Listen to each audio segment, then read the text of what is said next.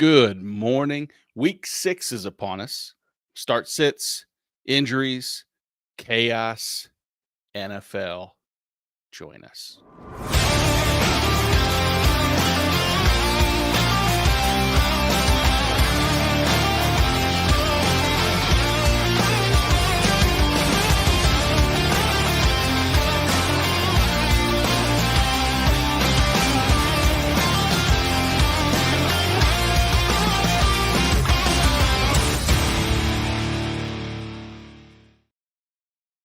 I'm Nate Markham.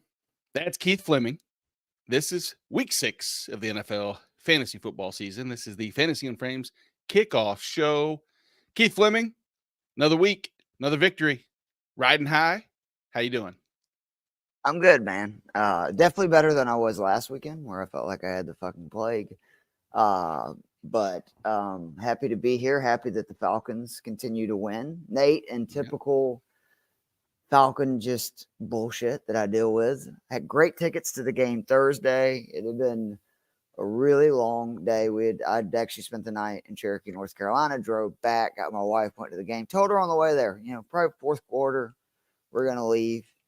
And then, of course, I leave, and it's the greatest Falcons regular season comeback of all time that I was in the building for, but actually did not witness. So it's good to see that my Falcons fandom is consistent, that whatever I do, it's never right. You can look at it this way. You can say you're a martyr for Falcons fandom and say you left knowing you will be gone, but the team will live on in that week. And I use the same analogy for people is that for 15 years, I was a St. Louis Blues season ticket holder, or partial season ticket holder, at least in some capacity. Never missed a playoff game up until 2018, and moved, marriage, et cetera, 2019, I don't renew my tickets for the first time. They win the Stanley Cup. So it's you and I, we fall on the sword for our teams, and it's the price we pay for success. And, hey, there we go. I think you would rather not have seen it in person for sure and had them win than been there and watched them lose. And absolutely. It was just funny because when we were leaving, one of the guys in the suite was like, "You're out of here?" And I was like, "Look, man, I've seen this movie before. Okay. It's a close game, late. I know how this ends." And it's hilarious. Of course, it didn't end that way, but we'll have to do some revisionist history, though. I did not know that I need to get a book written that, forget the players, the coaching staff from the 2019 championship Stanley Cup. It was really Nate Markham who deserves most of the credit for the Blues championship. So good for you, man. Yeah. There hasn't been much fanfare in that way. Not too many reporters have come and asked, but the benefit, if there is one, not that this is a hockey conversation, but is that of all the years that I had taken friends to games, etc., they, reached out and said, "Hey, we want you to be part of this." So I got to at least go watch the only Stanley Cup Finals victory in St. Louis ever. But they won on the road, so it didn't, we didn't get to go see that in what a person. Selfish team. You know what I mean? Like, if you're going to win, just win at home. We're not asking for much. But winning in Boston, for all my Boston fans out there, still love. Watching Torment brings up an interesting question. If you are watching, like, from, of course you like to watch them win at home, but isn't there something sweet sometimes about watching your team win on the road and watching the fans from the other team, just the look of, as long as it's not their first, gut-wrenching loss or missing of a You're saying if they're a slut like me and just, a lot of gut-wrenching losses. Yeah, it's awesome. Yes. Though I will say, though, that there's caveats to that, because my in-laws went to an Eagles game this year. Falcons, we were up in Philly. Falcons won that game. And I just warned them, and I've never been, but I have a friend who's like 6'4", 280, like one of the scariest looking dudes of all time. He went to a Falcons game up there and said before the first quarter was over, he had turned his shirt inside out and told his wife to do the same, because Eagles fans are that aggressive and scary. So it depends, right? Like, I don't want to be like, there's no part of me that wants to be at that road game, period, because I'm going to be me and be excited and, want to run my mouth. And I might end up, in a river or like Jimmy Hoffa buried underneath the stadium. So, Yep. You got to be careful about what stadiums I think you go into, being a little bullish, if we will. You're exactly right. We had the same threats, kind of veiled threats to us prior to going to Oakland for the last Chiefs Raiders game. And it was so easy going, nice. I mean, we made friends that literally still to this day, because we also got engaged. There was a lot of positives about that, but yeah, it was a better distribution of, hey, welcome to the stadium. We hope you guys have a great time, versus, don't get me wrong, it was probably, 7-3. 7, how you doing? Thanks for being here. I hope you like it.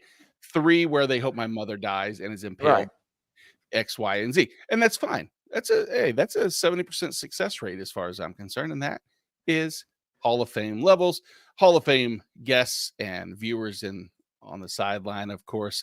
Brian, good morning. Handsome gents, probably over the top, on the dog walk on this beautiful crisp morning. Hopefully we can provide something that helps you win. Or you probably don't need our, let's be honest. Ryan wants to know, good morning to you, Ryan. Got to pick one, Keith. Starting his flex.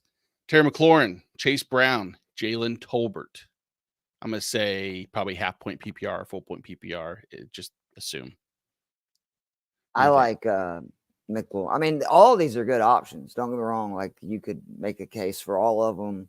I really do like the Cowboys, offensive pass catchers today, because that's such a condensed offense. And I mean, whether it be Tolbert, Lamb, Ferguson, that's great. But I mean, you look what McLaurin has done over the last 3 games. You look what Daniels has done over the last 3 games. And in case you missed the Cincinnati Bengals Ravens game last week, this Ravens secondary, real issues covering.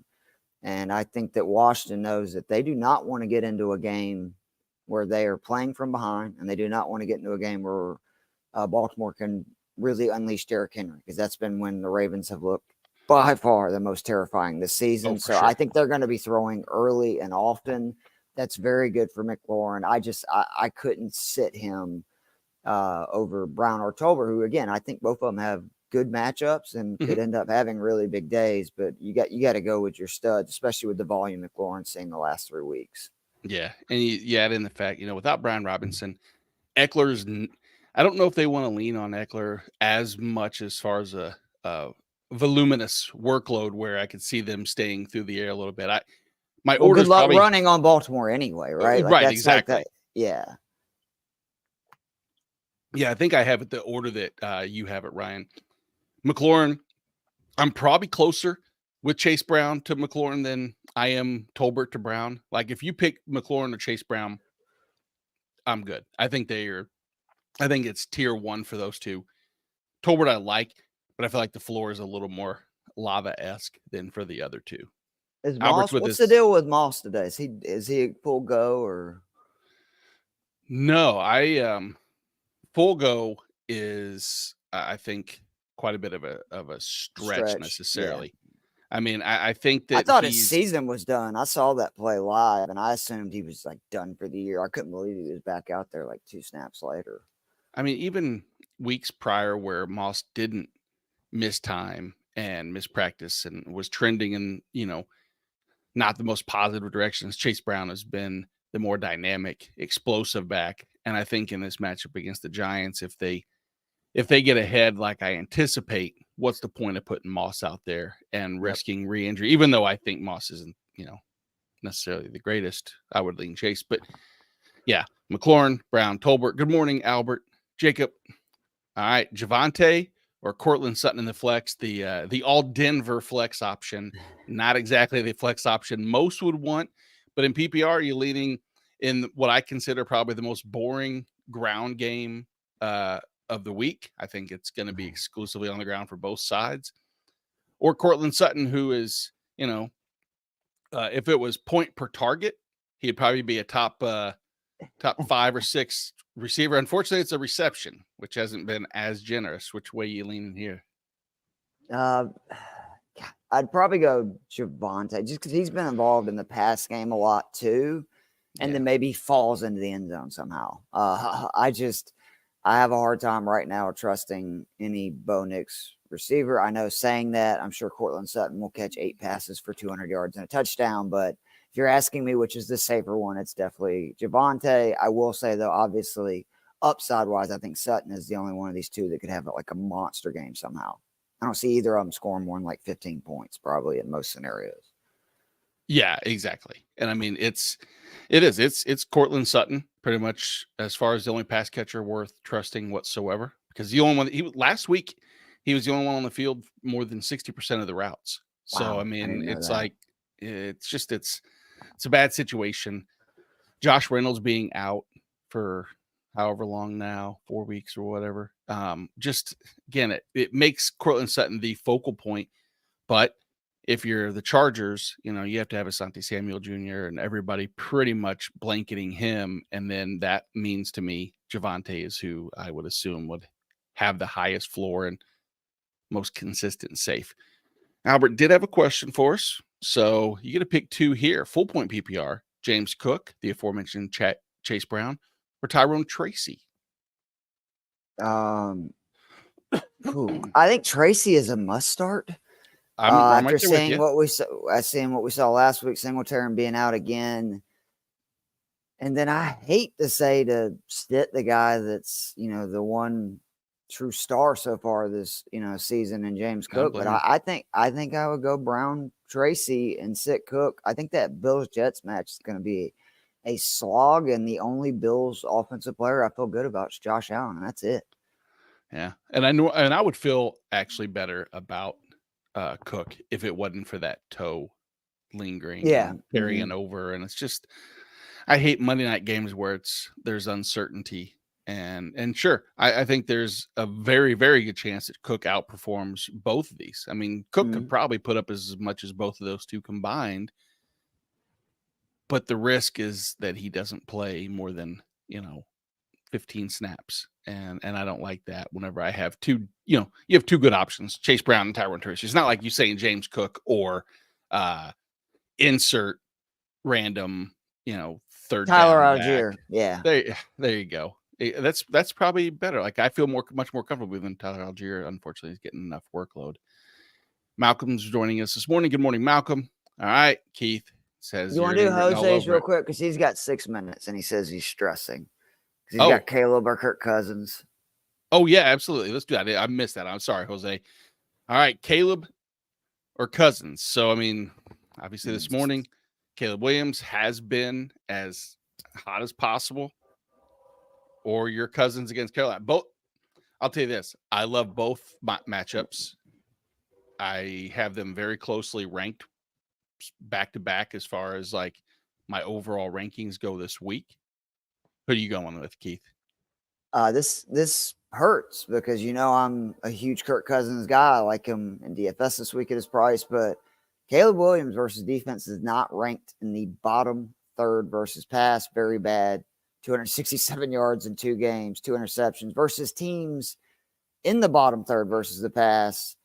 824 yards in 3 games, 5 touchdowns, 20 points per game. Those 3 teams, Colts 4th passing yards allowed, Panthers 9th, Rams 10th. The Jags have allowed the 2nd most passing yards in the NFL. And then the other thing, and the reason why I lean Williams really between the two of them, 113 yards on the ground and a touchdown. So you get the rushing floor upside. So I would lean Caleb Williams slightly. It's a good decision to have, but I think I would go Caleb. Also, you made the point, maybe this is where, Carolina's people are starting to figure out Dalton, what they're doing. Falcons could have a good day. I just think it's more likely the Jags are able, believe it or not, to score. I know that sounds weird because the Bears defense is good. Jags are really good in Jacksonville, and I think they're figuring out with Tank Bigsby. I actually think the Chicago game is going to turn into a sneaky shootout. I do really like Caleb Williams this week and slightly more than my boy Kirk Cousins. Yep, I'm always going to lean. If they're really close in terms of matchups and all things considered, give me the rushing upside of Caleb and company. And it's what is it? 6 minutes until game time? 3 minutes now. 3 minutes now, which we can kind of discuss. Obviously, any discussions about that game now with 3 minutes left are probably going to be moot. So really, I just have a couple. Let's stay with the start sit questions and questions in the chat because we got some time. I mean, we're gonna fly through these. I am real quickly though interested to see is Tank Bigsby really taking over that backfield? Yep. I'm personally angry about it because I was the guy all over Tank Bigsby last year. Now, last year I was saying Tank Bigsby is going to steal this job. Travis Etienne is an ineffective back. He can't handle the workload of being the every down running back. And then he fumbled in the very first game, and they basically never gave him a look. And Travis Etienne had one of the largest workloads of any running back in the NFL. He stayed healthy. Now, he was ineffective. If you look at a lot of the metrics, he was not a great running back. But I do think that Tank Bigsby is taking over. And the offense is better with Tank. Like, to me, you use Tank kind of in the David Montgomery role. You turn Etienne into the Jamar Gibbs role. And I think that makes the Jaguars just a better offense in general because their real issue is their offensive line. Yep. And I just think that that's because they got weapons. I mean, they're going to get Ingram back. You got Kirk. Brian Thomas has been a great, rookie pick for them. Like, I think the Jags are actually a team that they're going to figure it out, especially offensively. But I do think that they need that constant in the run game. Etienne can't give them that. I think Bigsby can. And then you make Etienne more of a true pass-catching, change-of-pace back. Yeah, it is. It's nice when people fit into their nice little slot, not trying to push the old square. And I'm not saying Etienne. I mean, he did. He proved that he is, especially fantasy-wise, very integral. But we're talking real NFL as far as what they should do for their team to make their team better, which in turn transitions and trickles down into your fantasy lineups. We will trickle over there. Jose, good luck. Hopefully, I agree with the Caleb Williams over Cousins, even though I have them back to back.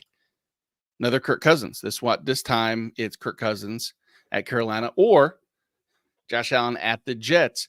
Josh Allen, shockingly, Keith, I didn't realize just how bad his passer rating as far as like over some of the underlying metrics have been with I think he was below it. I got to remember, I'm one way that's either going to be slander. Bills Mafia will tell me 100%. I think he is 0.1% higher than Anthony Richardson in completion percentage on the season. I think is where it's at back to back. That's not a name that you want to be linked to when it comes to overall accuracy with the ball in hand. But which way you lean? You still going to lean Josh Allen in this scenario? I think you have to. Again, rushing upside. We had this conversation this week on a Fantasy Six-Pack show that I think that you kind of have to have those running QBs now because, yes, like Kirk Cousins, Falcons have thrown at 75% of their last two games. Like they're just throwing. And you could say, I think I saw one of the comments that they're worried this could become the Falcons run game versus Carolina. Well, I would have thought the same thing last week versus Tampa. Another bad run defense. They threw it 58 times, ran it 18, and that was in a game that was competitive throughout. However, it's much more likely that Kirk Cousins ends up having a bad game than Josh Allen for a lot of different reasons. Like he could just not throw a touchdown. You're not going to get any rushing yards with him. I do think that with James Cook nicked up, as we were talking about, that's just going to mean more rushing from Josh Allen. Now, I will say that I would like to know Khalil Shakir's playing because I think that was a big reason why Allen looked so bad last week. He's his best pass catcher, and that offense just is better when Shakir's in. But I could feel better about sitting Kirk Cousins and him outscoring Josh Allen than I could that if I sit Josh Allen and say he has a monster game and you end up losing a close game because he outscores Kirk Cousins. I would have a hard time getting over that. I know that shouldn't matter, but that's the way I look at a lot of these situations. It does. I don't care whoever doesn't agree that I worry about my feelings and how it's going to play out when I will regret it or not. But you're right. I wish I knew this Shakir scenario simply because it does. I think that's directly proportionate is when you have that safety valve, it's easier then to, have a little more trust in the one-off scenario with like Keon Coleman, et cetera, who I just don't think he has as much trust in, and he wants to find the most open receiver instead of knowing that Shakir is going to be option one, and then defenses will funnel around it too. Defenses aren't scared of some of the pass catchers in Buffalo. I mean, they know that. But I agree with you. I think Josh Allen with the rushing upside, but it's closer than people would have ever expected 6 weeks Oh, into for sure. the season. I just said with Allen, it's like he could have 50 rushing yards and 2 rushing touchdowns and have a bad game, and he's like one of the top 5 QBs this week. And like that's Agreed. Again, that's that rushing conundrum, or why, in my opinion, now you almost have to have one of these guys that run because 8 of the top 10 quarterbacks through the season that at least made 3 starts in points per game. Those rushing guys you think of, like the Allens, the Daniels, the Hurts, like all those Fields, like it's just such a huge advantage when you get the rushing upside. Yeah, it's almost to the point where I'm against 4-point passing touchdowns now because the dichotomy is even so much further. It's so unfair. It really is. Yep. So answer this question. I'm going to grab one thing real fast. Because I also don't want to hear what you say between Jameson Williams and Chase Brown. That'll hurt my feelings. 1 second. Malcolm, Keith's going to answer this. So this is a deal where I'm assuming, Malcolm, it's some kind of PPR. If it's a straight up league, I could understand playing Jameson Williams over Chase Brown. Otherwise, I think it's Chase Brown by a considerable bit. Detroit figured out after the Tampa loss that they've got to get back to what they do, which is just pound the rock. And I mean, if you look at the 2 games since that Tampa loss, they have just been running Montgomery and Gibbs like crazy, and then play actioning, to St. Brown, to Williams, to Laporta. And I just think that that's going to continue to happen. And Jameson Williams is one of those guys. He's great for best ball. He's going to be great for DFS in some weeks. But for me in fantasy, especially when you're looking for, what is most likely to happen, he's just not getting the looks with this offense, again, running so much that you need. And just remember, Dallas is 31st in run DVOA. And I just can't believe that Detroit watched Baltimore and New Orleans just absolutely run it down Dallas's throat and saying, hey, we have arguably the best offensive line of football and the best, tandem of running backs. I expect Detroit to just really run the rock. And again, that Williams could have 1 catch for 80 yards, kind of like he did last week, in a touchdown and outscore Brown. But if you're asking me, like I said, if it's a PPR, half PPR, I'm definitely leaning Brown. If it was a standard league, I can understand if you want to play Williams. I think it's just as likely either one of them score a touchdown. But from a volume standpoint, I think it's definitely Chase Brown in a PPR league. We talked about the Buffalo Bills briefly, but now you get to pick one. Full-point PPR, Keon Coleman, Khalil Shakir, if he plays. Or do you lean to the disgruntled Packer, no longer disgruntled, no longer the diva, is Romeo Doubs going to have a full workload? Is it going to be still disciplinary? What are we thinking with I hope not, because as somebody who has a lot of Dontavian Wicks everywhere, I'm hoping this means that he has sort of found his way into, being on the field on a consistent basis. But for me, if Shakir plays, and I know that's not going to help you with the Dobbs question, but if Shakir plays, I just think he's by far the best option. Again, he is the best pass catcher in Buffalo. If you go back now and look at like his last 10 games with Josh Allen, he's really turning into one of the better wide receivers in the league for fantasy. I mean, it's every game you can pretty much count on 12 points or more, especially in full PPR. It would definitely be Shakir for me. I would have Dobbs slightly over Coleman, but that's not going to do you any good if you're, knowing if Shakir plays. I do think it's worth, though, waiting to see if Shakir plays and just fitting in Coleman if not, and waiting to see with Dobbs, because again, to Nate's point, we could see Dobbs, be disciplined, kind of worked his way out. And I also just think that Green Bay, Arizona could be a shootout. So I don't know which way it's going to go. You got Kraft, you got Wicks, Jaden Reed kills zone, which Arizona runs a lot. You can run on Arizona. To me, Buffalo's offense actually is more condensed from a passing standpoint right now than Green Bay's. Yep, they are. Yeah, absolutely. Doesn't mean that, it'll be much more gangbusters. Yeah. But I do. I'm right there with you. I would hold and wait with Shakir, pivot to Keon Coleman. We talked just again. These guys' segues are so simple because we talk about the Green Bay pass catchers, and now we look at Dontavian Wicks, Darius Slayton, Trey Sermon. I still like Dontavian Wicks out of these just because, like you were kind of alluding to, last week might have been a little bit of a quote unquote disappointment for Wicks owners, but I wasn't disappointed in the volume as far as the target share, etc. Some things just don't fall a player's way. In this scenario, I think if all things were replicated, Dontavian Wicks would be he would have been a high-end wide receiver 3, low-end wide receiver 2 last week, given what should have probably happened, but shoulda, coulda, wouldas. If I don't know, which way are you leaning in this scenario right here? I do like, Wicks this week. I completely agree. Like, it's just so funny how in this echo chamber we live in, we build somebody up for a week. And I mean, man, it was Wicks week last week.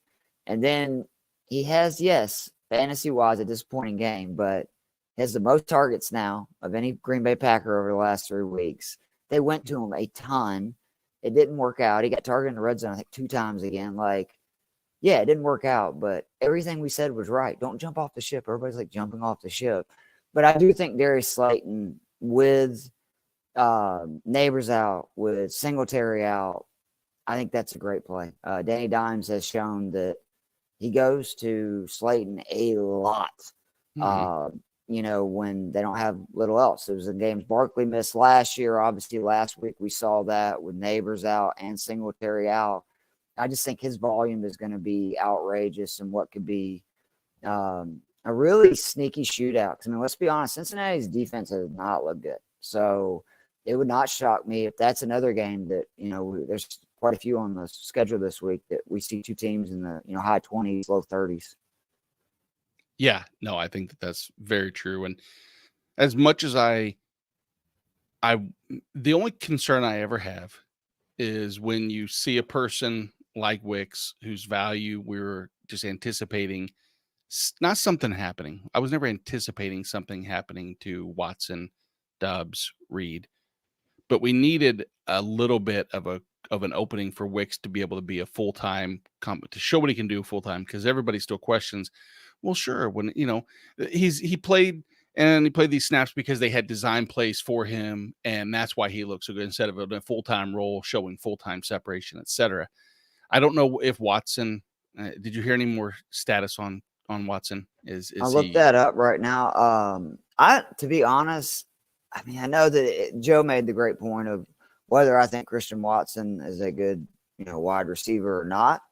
The bottom line is it's just more snaps, especially on the outside, that Wicks potentially would not play. So that is the deal. They're still calling him questionable as of right now, and they're of course saying it's a freaking game time decision. I hate this crap. Of course it is. But I still think that Wicks, if you look, Cardinals I think are 6th in the NFL in the amount that they run zone. It's one of the highest rates, and both Wicks and Reed are the zone killers for the Packers. Like, their numbers are outrageous. Watson is actually usually pretty good versus man. It's Reed's numbers versus zone are outrageous. He's like almost averaging a point per route run right now, fantasy point versus zone. So he's one of my favorite plays today in DraftKings at 7K. And I do like Wicks also at 5,200. I think they're still going to see him, and I am interested to see the real thing for me is Dobbs. Like, to your point, are they going to just throw him back in there where he's on the field a lot? Or are they going to sort of punish him a little bit and show him, like, yeah, you said all the right things this week, but I need to see you stand on the side with your helmet a good bit, and then, also show good behavior both during and after the game, which it wouldn't surprise me if that's sort of part of the lesson that they're teaching him. Yeah, and I'm sure we will have more Green Bay questions as far as start sit options, and so maybe I'm sure we will circle back to some of these. Andrew's team, like many, mine included, is definitely an injury shambles when week 6 in, and we have some of these same names that I'm seeing. I can tell you, Andrew, I've got some teams where starting Alec Pierce and Trey Tucker would be better than some of my options where, let's put it this way.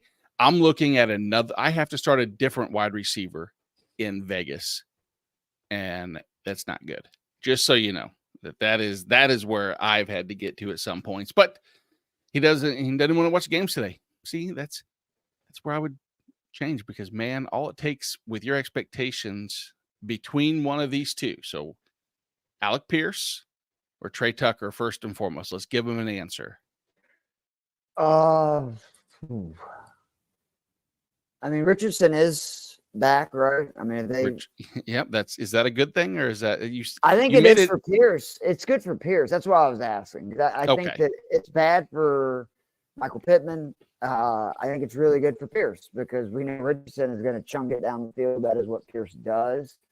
And I'm sorry. I want to apologize, Andrew, for doing this, but I think this stuff matters when answering a question like this. If you are in a matchup where you're already down and it looks like you're going to need kind of a miracle or big performance from a lot of guys, I would definitely go with Alec Pierce. If you are somehow still in an even matchup where it's close, I would go with Trey Tucker because I think Trey Tucker has a much higher floor. They use him in the run game.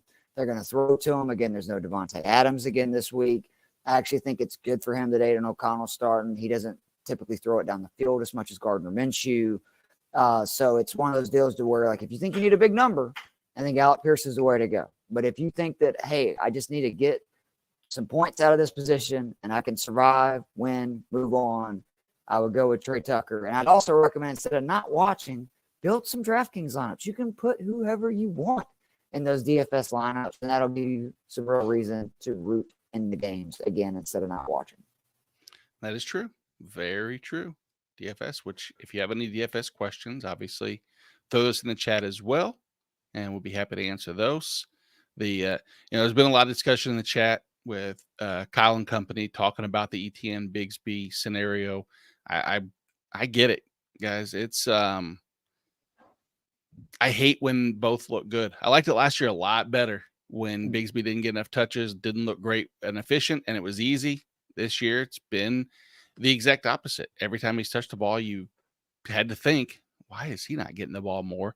And coaching staff actually, for once, is doing what people, were asking. So the Jags, by the way, to your point, they are driving right down the field. They now have a 1st and goal. 3 carries for Tank Bigsby on this first drive, 1 for Travis Etienne. The real thing is they're throwing it to Brian Thomas. Ingram's already got a catch. Kirk and Trevor Lawrence continues, for whatever reason, when he goes over to London, maybe it's a T. I don't know what it is. He looks like a different QB. Is that funny? You like the T joke? My wife liked the T joke, so that's good to know. Is that what they call him? T-Law? That's what they call him, T-Law. Thank you. We're here all week. Breaking news. Yeah. Yeah. So, there you go. I tell you, so far, overarching theme of the morning, University of Illinois running back Chase Brown. Kidding. Or Tank Dell. Tank Dell, typically, I would think that in this scenario would have been the smash play given the passing volume, not having Nico. Something doesn't still seem 100% right with Tank yet. We battle that versus the unknown running back workload of Chase Brown. I really want to lean Tank Dell. I do. I think the matchup says, hey,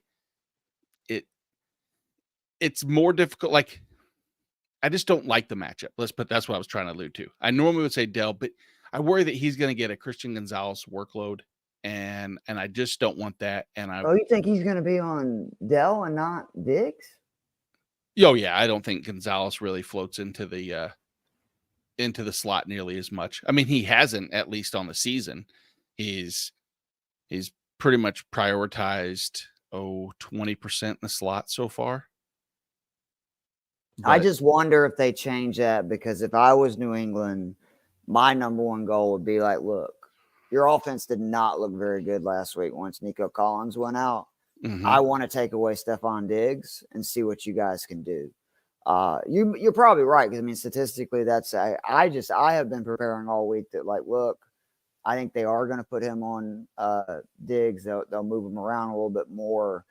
And this is the best. This is, to me, if you have Tank Dell on your roster, it's now or never. And that's why I would play him this week. Is like, Patriots run man defense, 5th highest rate in the NFL. His metrics versus zone have been awful this year. His metrics versus man are still pretty good. So best chance for him to get open. Obviously, his volume is going to be up. I mean, let's put it this way. I feel like if Dell does not have a good game today, you can start looking if there's better options out on the waiver. It's good to go. I understand what you're saying. I think that, like, if you're somebody that you drafted Dell, obviously you thought he was going to have a good year. To me, it's like you got to play him today and see what you're going to get. Because if it's not this week, I have real concerns, whether it be health, whatever. Is he still going to be that Tank Dell this season that we saw last year? Yeah. Even a good Tank Dell week still is probably less in terms of a half-point PPR scoring than what we've seen out of Chase Brown the last 2 weeks. I mean, it's consistently that he's seen a ton of red zone work. He's being heavily utilized in high-value touches. Yeah, I know Zach Moss. I did not see it was half PPR. That's a very good point. I was assuming it was full. But I want to lean Tank Dell because I do think that a Tank Dell type season or game is on the horizon. And when that happens, it's going to be glorious without Nico there.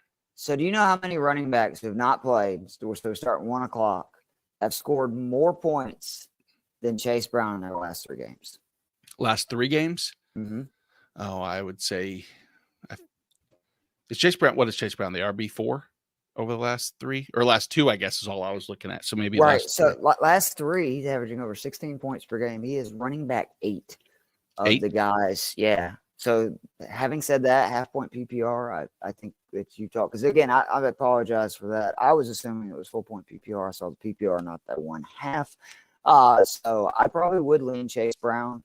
I do think, though, again, it's now or never for Tank Dell.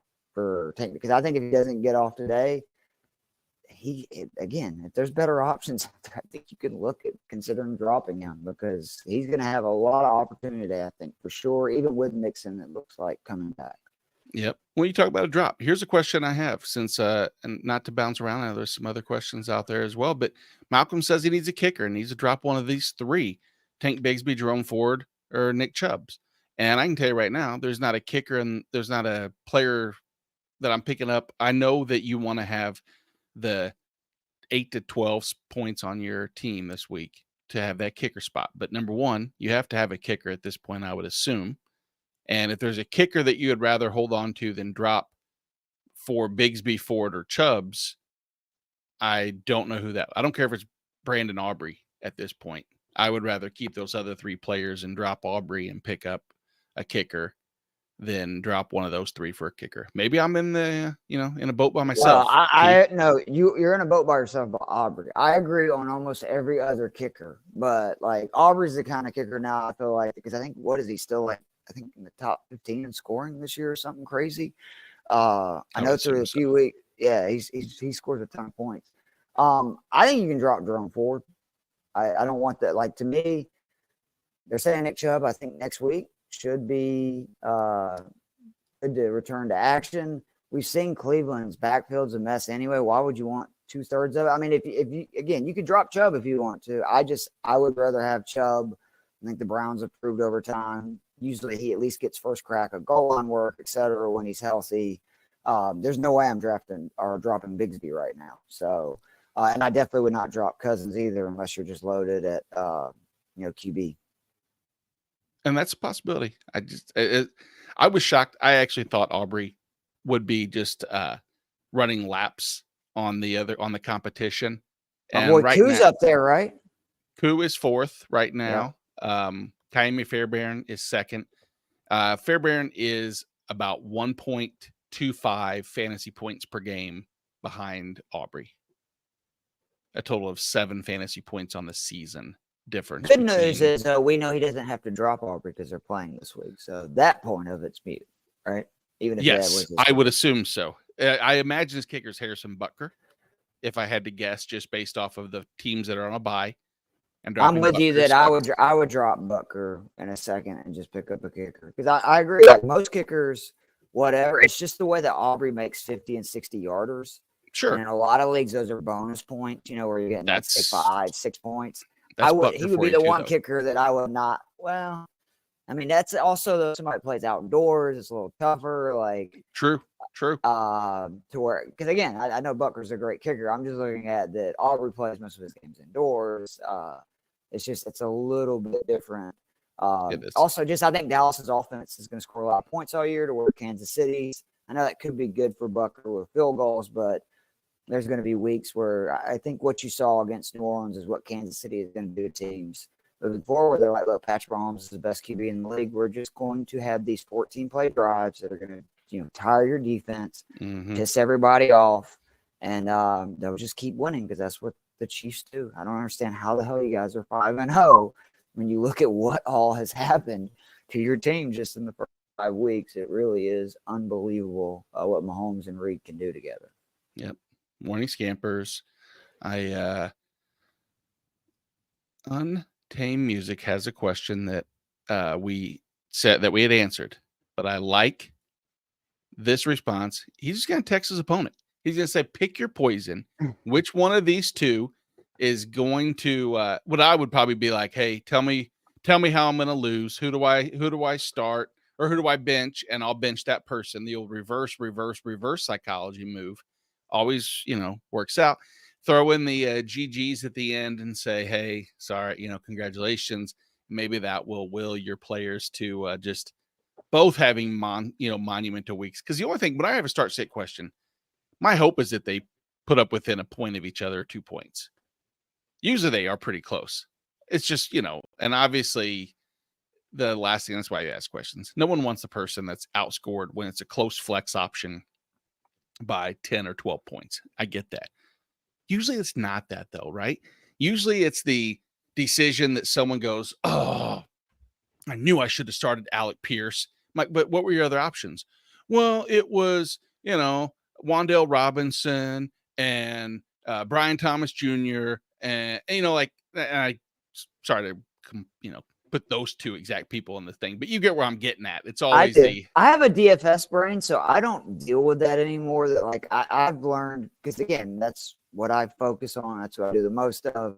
That, and I take it to season long, that you just got to make the decision. And just because it does not work out, that doesn't mean you made the wrong decision. And some of you have a hard time understanding that, particularly if you're looking for volume, which is what I'm always looking for. I want to know how many opportunities are those going to have. Now, if I, choose between 2 players and one ends up getting 12 targets, the other gets 4, okay, I screwed up there. Like that, that's exactly on me.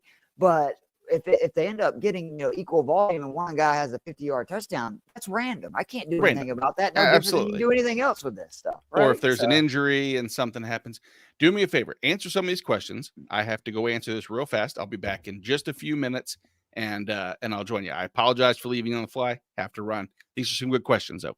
You got it, Nate. All right. Let's see. What do we have here? So, Malcolm, what out of these 3 QBs, who would you pick up as your backup? Tua, Herbert, or Cousins? For me, that is actually a fairly easy one. I would definitely go Cousins. Who knows if Tua's coming back? Who knows how long he'll be able to play? Herbert is probably the best QB of the 3 of these if we're just talking pure football, but Harbaugh does not want to throw the ball, apparently. So they're going to run it a lot. And the Falcons, again, 75% of their offensive snaps the last 2 weeks have been passing plays. That was against New Orleans and Tampa Bay. They won both of those games. They scored 62 points in those 2 games. They scored 49 in the first 3 combined. And they're just now over 60% on the season. If you look, they were almost at a 50-50 split. Pass run first 3 weeks. They're breaking into a Minnesota, McVay, et cetera, offense where you're going to see them throw a lot. So I think it's definitely Cousins there. Fantasy Breakout wants to know. Full PPR, pick one. Leggett, Slayton, or Tucker. And then for flex, the remaining 2, Gibson or Chase Brown. Wide receiver for me, I would definitely go Slayton. And And I think I would go Leggett, whether Deontay Johnson plays or not. The Atlanta Falcons, my Atlanta Falcons, get no pressure at all. So I think Leggett and the Carolina passing offense is going to do okay today. I really do. Not to mention, I'm assuming our number one intention is going to be trying to stop Deontay Johnson as much as possible. Leggett's just, I think, one game removed from a pretty big performance where he was targeted like 9 times. As for Gibson or Chase Brown, I'm going to go Chase Brown. I think that the Bengals offense is really good. Brown is getting a lot of opportunities in that, not to mention opportunities in the red zone. All right, Deborah is up next. Montgomery, Pickens, or Najee Harris on my flex. This is an easy one as well. It is David Montgomery, Mr. Consistency. He has scored a touchdown in every single game this season. That's very good. The Dallas Cowboys, 31st in DVOA versus the run. For y'all that don't know what DVOA means, that means their defense sucks versus the run because there's 32 teams and they rank 31st. I expect a heavy dose. Both Montgomery and Gibbs, and Montgomery particularly has seen a lot of rush attempts in games versus bad run defenses, and Dallas is definitely one of those. And then Mr. Scampers, one of our personal favorites, Tucker versus Pittsburgh, Sermon at Tennessee. I would lean half PPR. I think I'd have to lean Tucker versus Pittsburgh. I think Tennessee gets Simons back today, I believe, on their front line. That is going to make a big difference. I also just can't really trust Trey Sermon. I think Tucker is going to get some extra touches this week with Aiden O'Connell making the start. I would definitely at least want to try to prevent Aiden O'Connell from throwing it down the field as much as possible. Okay, I think I got caught up on all questions. If I missed any of those, and I apologize, please do just re-ask them in the comments while Nate gets ready to come back. Let's do a little DFS talk real quick because DraftKings cash game plays. I'll just go through each position real quickly and kind of tell you my favorite plays this week. QB, again, these are cash game plays. That is single entries, whether that be double ups or single entries. You want to go Jane Daniels or Lamar Jackson. They're the two most expensive guys on the slate. I get it. That's kind of a bummer. But the rushing upside for these two guys is incredible. I still do not believe in Washington's secondary. If you look, they've been able to move the ball very easily. Lamar is going to run. We know that. So he's a great play. He's under 8K. Jaden Daniels is considerably cheaper. I think he's 500. He scored at least 20 points in each game this season, 10 points per game on DraftKings, just rushing the ball. That's always very good. Nate, I got through all the questions, was just starting to kind of go over because I didn't know where you wanted to go next. Some of my DraftKings cash game plays this week. I was talking about QB. Definitely it would be Daniels or Lamar. If you're looking for a cheaper option, there's a lot of QBs like Dak, Kirk Cousins, all in that 6,000 range who great matchups. But again, I want those rushing guys. I actually go all the way down to Justin Fields at 5,800. Last 3 games, Jaden Daniels is averaging exactly 0.8 points more per game than Justin Fields, and Justin Fields is $1,500 cheaper. I like those 3 guys this week in cash games because of their rushing upside. They're going to get points. And I do like the Jalen Warren's back for this Pittsburgh offense a lot. I think they need him to just kind of help Fields get some of that attention off of him and help get the run game going. Yeah, I was asked that on Thursday night with Bob Harris and Mike Dempsey of who and where I would have Jaden Daniels rest of season. And it was pretty consensus between that he had a high. Bob thinks he's as good as the QB3 rest of season. And I had him around 5. I think Dempsey was somewhere around there as well. So if you got Jaden Daniels, and obviously the buying window has been shut. But you never know. Maybe there's some people out there in your league who just don't believe in in the rookie quarterback as much. Or they could have like Lamar or Josh Allen or, something like that. And if you can, convince them, hey, you can't start them both. You might as well trade one of them. Oh, that's true. Yeah. And that's a good, scenario. I think that at this point right now, my Jaden Daniels and Jared Goff stack that I've done in 6 or 7 leagues or so is pretty much heavily leaning that Goff was almost droppable, except I don't want to drop him for other teams just in case they actually really do the dome type experience like we're thinking. So here, let's jump into a couple games though. A couple questions maybe for this week, rest of the season we may have. We'll start with Tampa Bay at New Orleans. Tampa Bay 3.5-point favorite on the road, 42-point total. I think it's going to be a slow, boring game. I worry that it's, what they're going to do with the game plan, how they're going to let Spencer Rattler get, I'd say, acclimated to the NFL against a Tampa Bay, pass rush.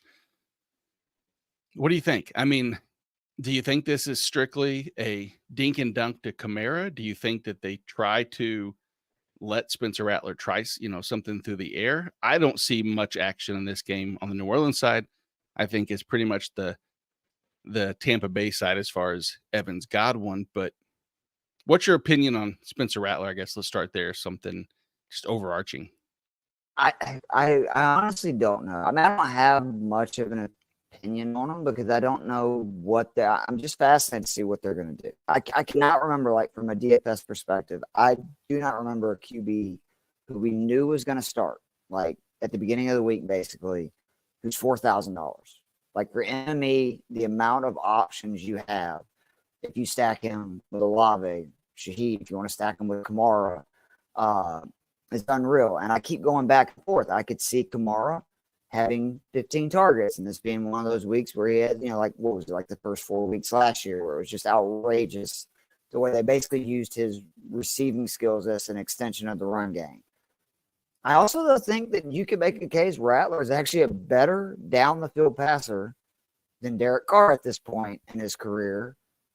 And maybe they want to scheme up some throws, right? Like when you have Olave and Shaheed, like the Saints have real down the field weapons. The Bucs secondary has had real issues with covering plays down the field. I don't know how much they're going to let him sling it, though. I'm with you on the Tampa Bay side. I love Bucky Irving this week. I love that Rachaad White's out. That means he's going to finally kind of get unleashed. And I've been screaming all summer. He's, I think, the best back.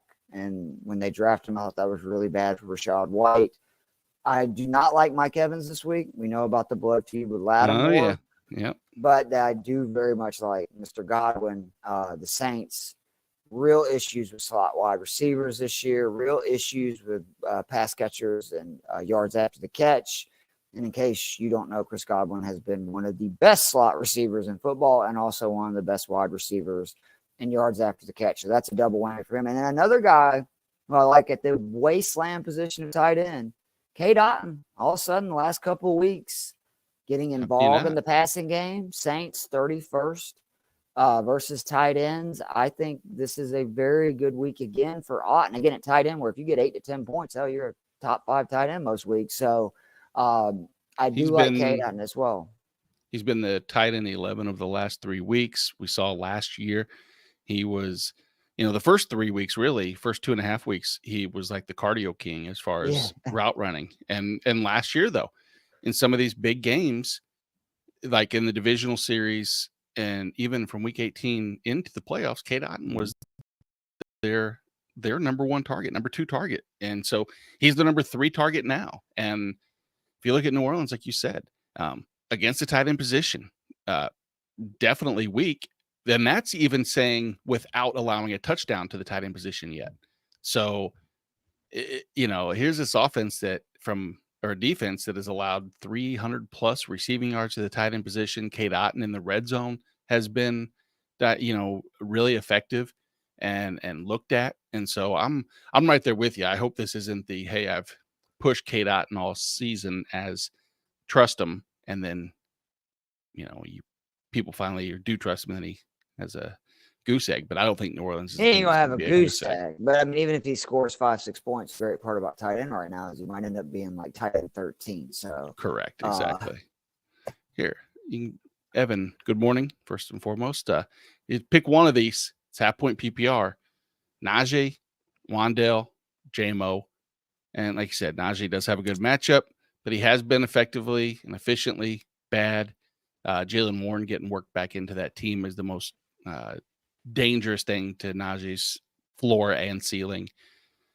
I have a feeling when he benches Najee, he'll score 2 touchdowns. Yet bank that, just whatever, as soon as you bench him, know he's going to score 2 touchdowns. That's the price of doing business, Evan. Exactly. That's the juice that's the Najee juice. It's going to happen.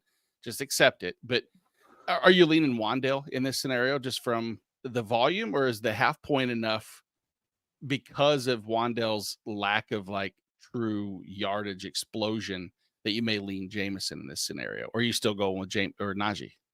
No, I like Wan'Dale. I get that if Warren was not back, I probably would tell you to play Najee. It's a bad run defense. And the big thing was I was all excited. They've been giving up a lot of receptions to running backs. And so I was really excited because Najee's caught 10 passes over his last 3 games, with Warren and Patterson missing so much time. But now with Warren back, I don't know how many targets he gets, how many receptions.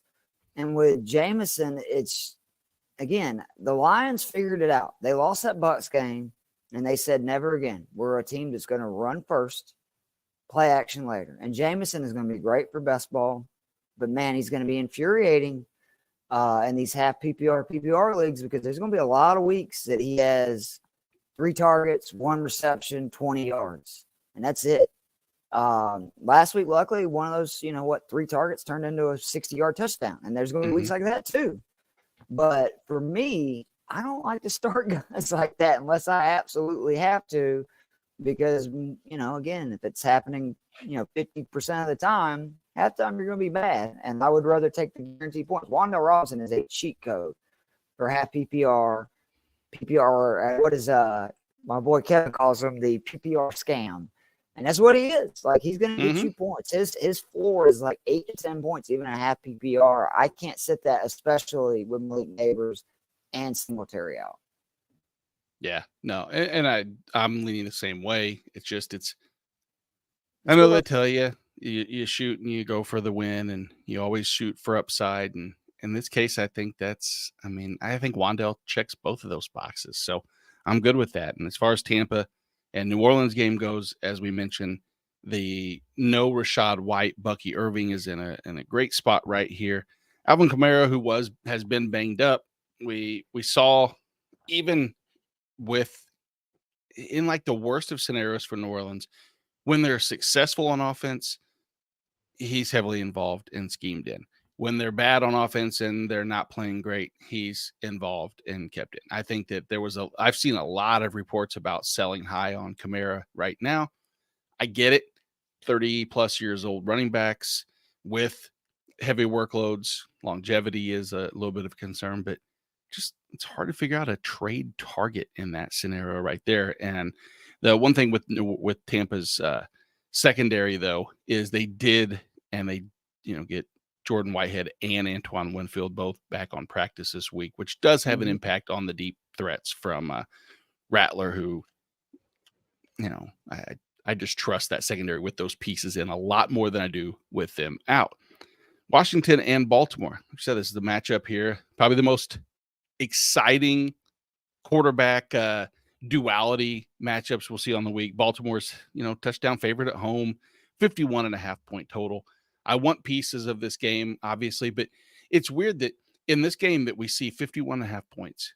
And yet if I said rattle off everybody, non-DFS, but like in your lineup that you're going to start, because DFS, you're going to want to pick and pair different pieces. These quarterbacks can go naked, but you can also want to try to find some spots. But in regular redraft fantasy, it's like, we know we're going to start both quarterbacks.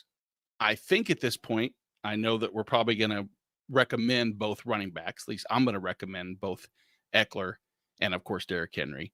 But the receiving, Eckler's at least at RB2. I think that's fair. Yeah.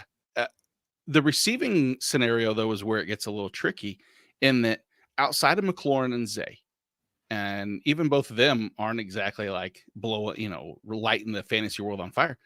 Ooh, I disagree. I mean, Flowers has had at least 10 targets in 3 of 5 games. So I think Flowers is a legit number 1 wide receiver the rest of the way. He is their pass catcher. Like we've seen with Andrews, diminishing returns. Like they spread it around everywhere. The one guy that is getting targets every week in that offense is Zay Flowers. And then McLaurin, I mean, you look after, the first 2 weeks, he's averaging over 17 points per game in PPR leagues. I think both of those guys are like clear number 1s and offenses that there's a lot of spread. Like where, other than that, it's very random to your point to other options. But right. I think that Flowers and McLaurin are true wide receiver 1s the rest of the way. Like to me, they're automatic starts week in and week out. See, and I would say they're going to be starters, of course, in my lineup when I start 3 and even with the flex. But I guess I was alluding to they're not a smash like, fantasy wide receiver 1. I haven't seen that yet on the season. Cole Kmet touchdown. All right. So if the guy went with Caleb, he's already got 10 yards rushing. Got a passing touchdown. I'm feeling a little better because I was nervous after that first 2 drops. I was like, oh, crap. We said play Caleb Williams over Kirk Cousins, and now he's doing nothing. So when you throw the ball into the side of your offensive lineman's helmet, and it's a little wonky. At least that was one of the plays that I saw it. Yeah, it looked rough. That was a 3rd down. I was like, is that a fumble? Yeah. Oh, man. Here's an actual defensive question. This would be good. So need some defense help. Currently have the Raiders defense because the Steelers offense is brutal. Sure. But the Colts and Bengals are out there to be picked up. You stick with the Raiders, make a switch this week. So the Raiders against the Steelers. The tricky part is that Max Crosby's going to play. So I always lean because I'm just looking for turnovers here. Turnovers, yeah. And shockingly, Pittsburgh, while their offense has been brutal, the turnovers haven't been as much from what I've seen. Now I could be wrong here. Should probably look at it before I start talking. Their defense has not been great since week 1. They looked all-time world beaters versus my Atlanta Falcons. I think they had 3 turnovers and like 6 sacks in that game. Since then, you look at it, it has not been the defense that everybody has hyped up. Not that I had expected. I expected them to be with Christian Wilkins to the mix. I was very optimistic about them being just, dangerous. But the point total is really low in this game, 36 and a half. So I'm not opposed to the Raiders, but if you're looking for turnovers, and like you said, Colts and Bengals, Indy, I worry about forcing turnovers and sacks. Their pass rush isn't the greatest. The secondary, while can provide turnovers, they're more of a bend don't break defense, good tacklers. Cincinnati and the Giants, I would go Cincinnati just because getting to Jones between Hubbard and Trey. But man, Cincinnati's defense is so bad. It's like I could see them giving up 24 points somehow to the Giants, which shouldn't happen without the pieces. But you don't want, to me, in a lot of these situations, I look at, okay, what QB do I want to face? Right. I want to face Will Levis. So I do like the Colts this week. Will Levis has been a turnover machine. I think that they're actually, if you look, they've had a couple of good games when they play kind of bad offenses from a fantasy standpoint. I know they've been awful in other ones like last week versus Jacksonville, but we just saw Jacksonville move the ball. And Chicago is a good defense. I think that if I had to go one of those, again, because I think we're making the same point, I just, rather than looking at actually the pieces on the table, I look at who is the opposing QB. Yep. And to me, out of these QBs, I want to be playing against Will Levis. So that's probably the way that I would go. Unless, again, the Titans are out there, because I also like playing against Anthony Richardson. I don't know if that's a team that is out there, but the Titans are out there. I like the Titans as well this week at home. First, Richard getting Simmons back, or Simon, however you say his name. And he coming back, Jeffrey Simmons. Yeah. Yep, Jeffrey Simmons. Yeah, he's supposed to be back at least. The one conversation I've seen talked about is, will this be the final Will Levis game. Will they actually make a switch to Mason Rudolph if he continues to turn the ball over? The thing is even if that happens, I don't trust like Mason that too. Rudolph to hold on to the ball. Yeah, both of those. So I'm going to let, that's why we do this with two heads instead of one. I'm going to agree with you and say, yeah, let's go Colts, even without a sturdy pass rush. DeForest Buckner, Grover Stewart can still get interior pressure. Go with the turnovers. Great call, Keith. All right. Jalen Hurts or Jaden Daniels, the decision that kind of alludes back to what we were talking about earlier, where you have the elite QB1, you backed up Jaden Daniels later. Now you're forced to make that decision.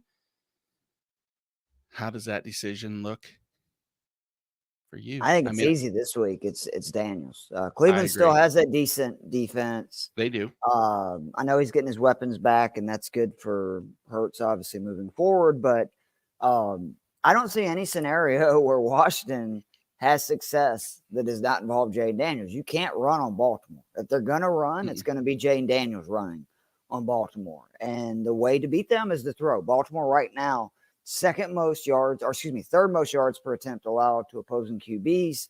Jaden Daniels, second in yards per attempt among QBs.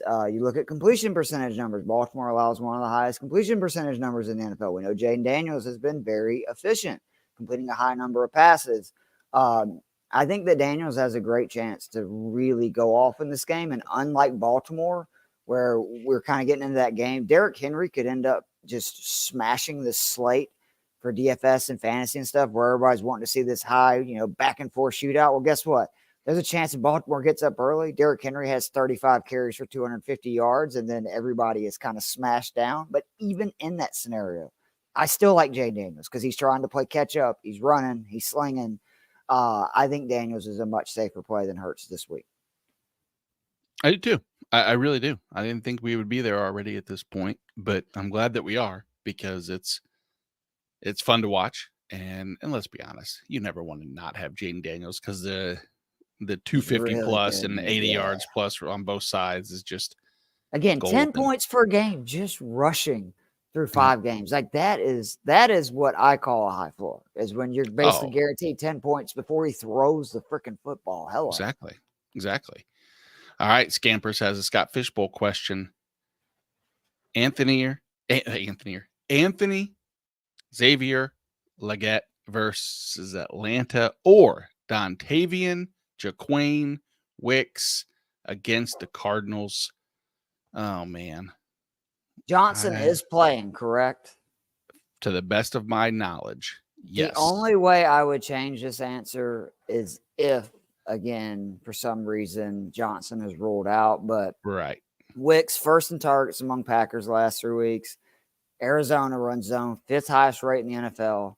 His numbers are much better against the zone across the board. And I believe in this Packers offense. I really do. I think Jordan Love is just starting to get healthy. Let's not forget he's only made 3 starts this year, and he's been banged up for 2 of them. I think this Packers offense is going to continue to get better and better each week. And Arizona's defense sucks. I know we went through a couple of weeks where people are like, oh, maybe Arizona's defense is better.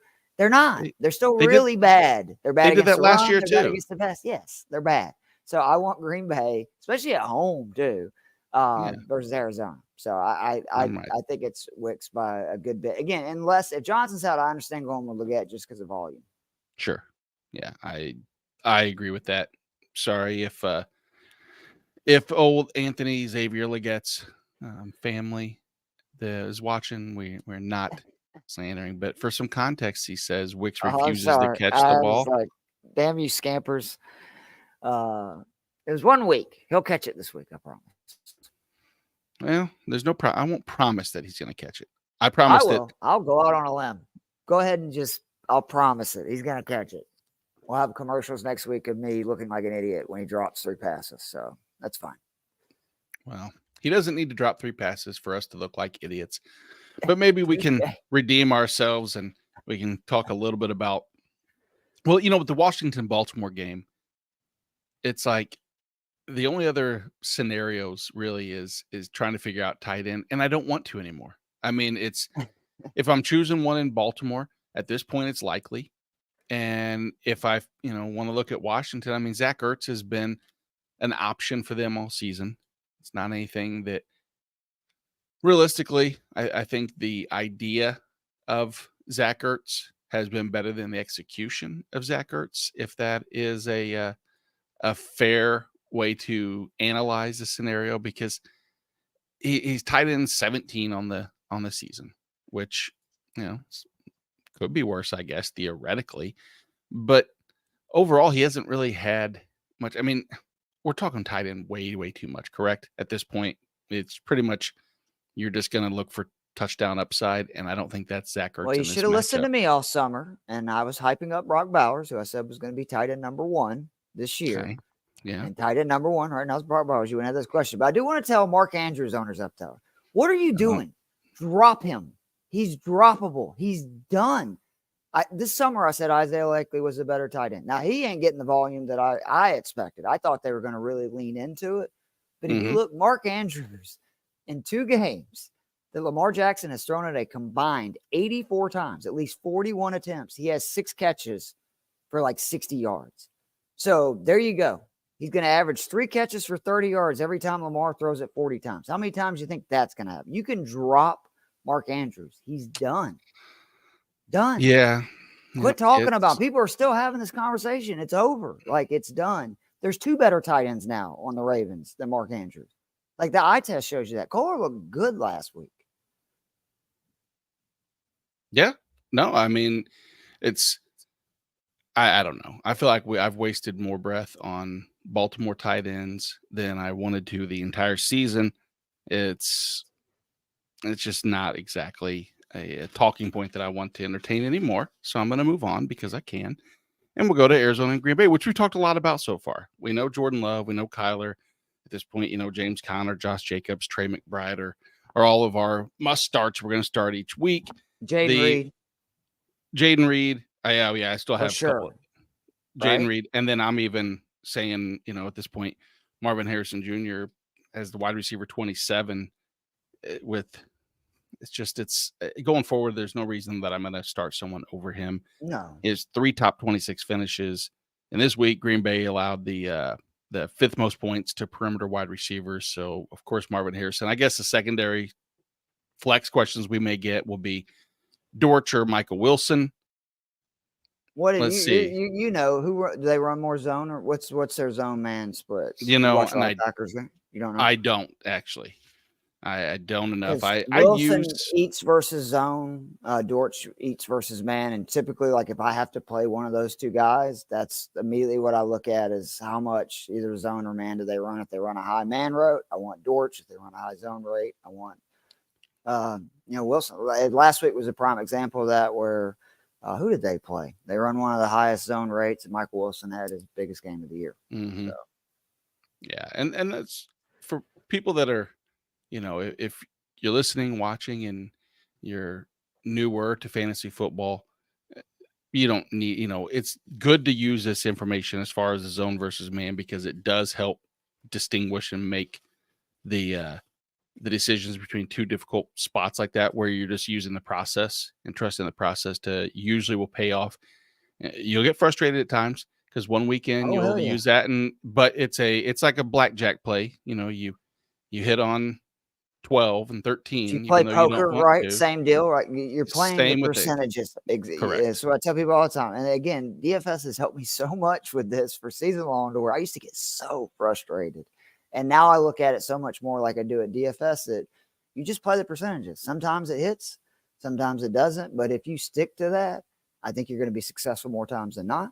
Yeah. And at the end of the day, sometimes you're just going to get rivered, right? You're going to get sucked out on. Like that happens every time. And that's not your fault. Who's calling you got to trust the process, right? Exactly. What gut shot straight in the decision are you making where you decide to start so-and-so and it works out, and don't get fooled by that. That's the problem too. Oh yeah. I'm smarter than everybody else. I knew to start Alec Pierce over Jamar Chase this week. I knew it was going to work out.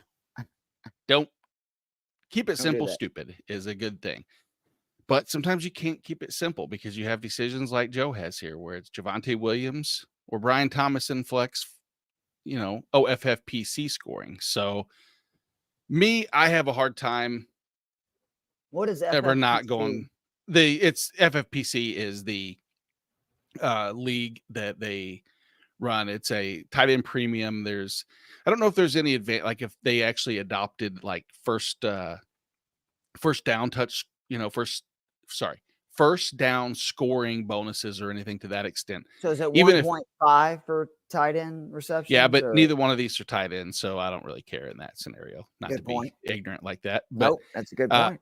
I mean, for me, it's Brian Thomas. The way he's. Oh wait, can't be Brian Thomas because he's playing right now. I hope not, because he's playing right now and he's already caught a couple passes. If so, start Brian Thomas. Start Brian Thomas, but if not, he may be stuck with Javonte Williams. So I hope not. Well, Joe, if you can make sure that I'm not just hallucinating or delusional, that there's not a different Brian Thomas that I'm thinking of,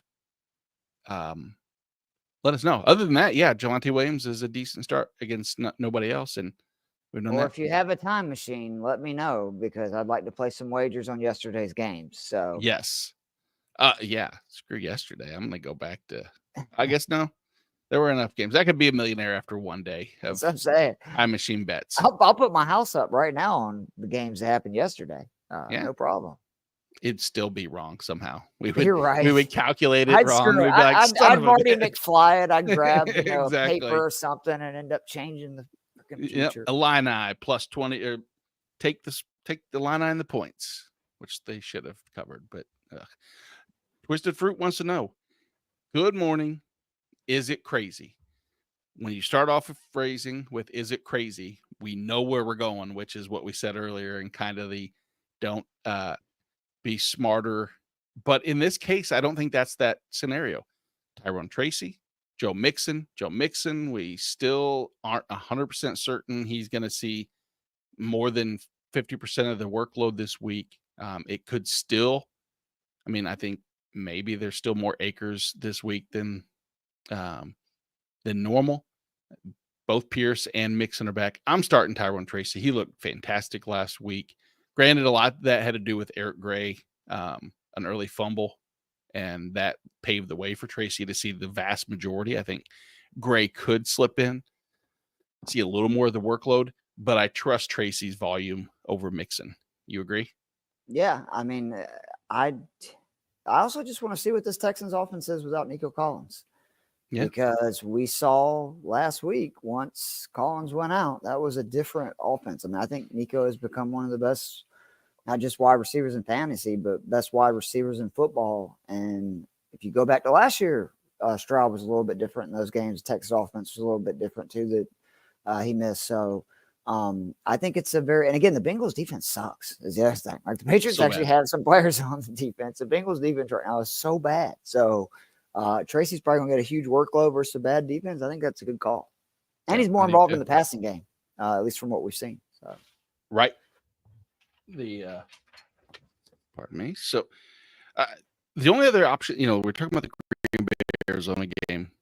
I think we're all probably in favor that Tucker Kraft rest of the season is going to be in your lineup, regardless of who's back for the Green Bay pass catchers. So, we'll get out of there. We'll go on to the Houston Texans at New England. We just were talking about the Texans. Seems like there's a lot of question marks you and I both have about that offense. I think New England's defense, not knowing what they're going to do with Christian Gonzalez, will limit and or slow down either one of Tank Dell or Stephon Diggs. Maybe both. Maybe they try to rotate. And maybe they both are just capable. Or maybe Tank Dell's not 100% recovered yet, and they just send a 30% target share. That was what Kevin brought up the other night, was maybe he's just, sometimes we talk about it with the running backs and, the knee injuries, that it takes 2 years, and then maybe a deal where it's next year before he looks like the Tank Dell we saw last year. Yeah, and Matt Harmon over at Yahoo Sports, who does reception perception, was saying the same thing. Just doesn't look 100% back in terms of his route running and everything. And don't get me wrong, within this offense, any given week, Tank Dell has the capabilities of just what we had seen prior. And so don't be shocked that the week that you decide to sit him, he puts up, 5 for 110 and 2 touchdowns. That it's going to happen at some point. Still, don't beat yourself up too bad. But Dameon Pierce got back to full practice. Joe Mixon, we know, is limited, but at the same time came back to practice in some capacity. The Cam Akers usage will be confusing for me until I actually watch the game to see exactly what they do. If I had to expect a workload share, I think it goes Pierce, Mixon, Akers, which tells me I don't want any piece of that probably this week, but maybe I'm wrong. On the other side, though, New England without Ramondre, is this the Antonio Gibson? Where's he looking like ownership versus MME versus cash as far as the running back position goes? I don't like him in either.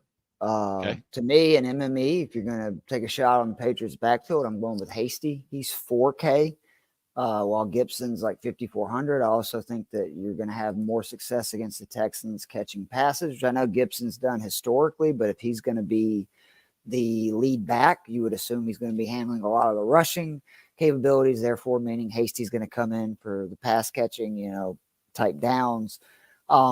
I can't trust Antonio Gibson. I've been through this too many times before. Now, don't get me wrong. If you're in a league where, whether it be buys, injuries, whatever, he's probably a running back too this week for sure. I mean, he's probably top 24 just with opportunities and everything.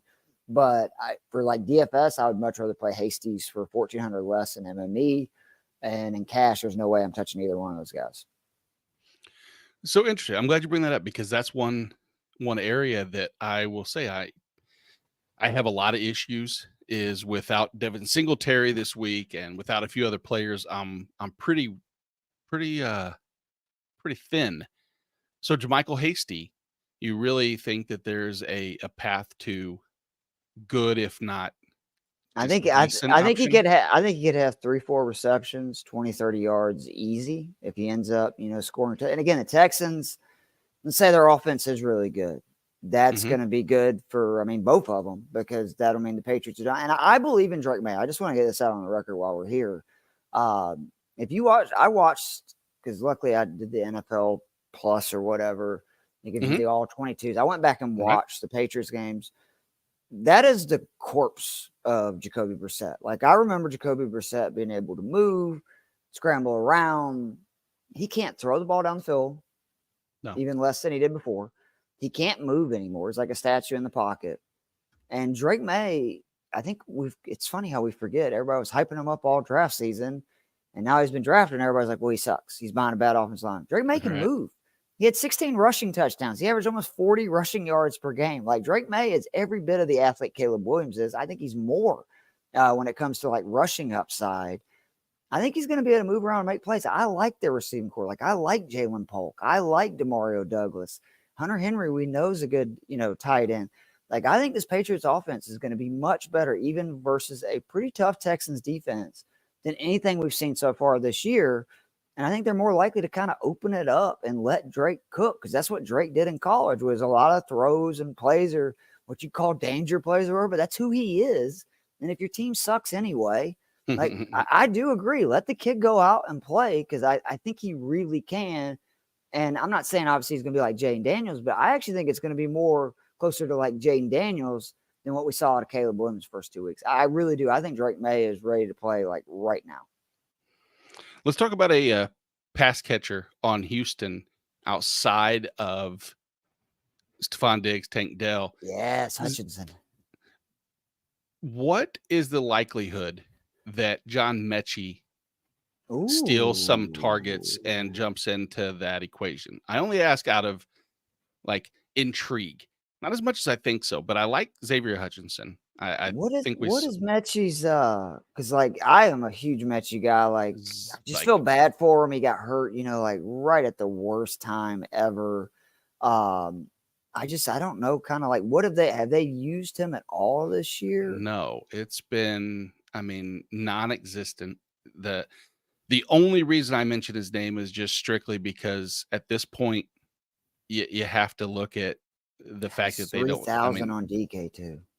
So he ran 10% and 4% the last 2 weeks. That concerns me with Buffalo seeing a 4% snap because that was when obviously Nico went out in the first half, and he played even less, and he's ran 4 routes. So I don't know if I could trust anything until I see him. It looks, I mean, obviously Nico's out for at least 4 weeks. So if it's a deal where he ends up playing some snaps this week, Mm-hmm. I don't maybe, hate thinking we got a few weeks and maybe Mechie to prove something. But until I see something, I would think that you're going to see just a lot of the guy that I'm really interested about. Dalton Schultz had a lot of big games last year when they didn't have the 3 receiving options, right? Like where he basically was the 3rd receiving option. I'm curious to see if that is kind of where this offense gets back to, is a little bit more, looking at him, because Schultz had some really big games as a tight end last year. And it would not shock me at all, because that's somewhere that New England has had issues with this season. I think they're like 18th or 19th on DK versus tight ends.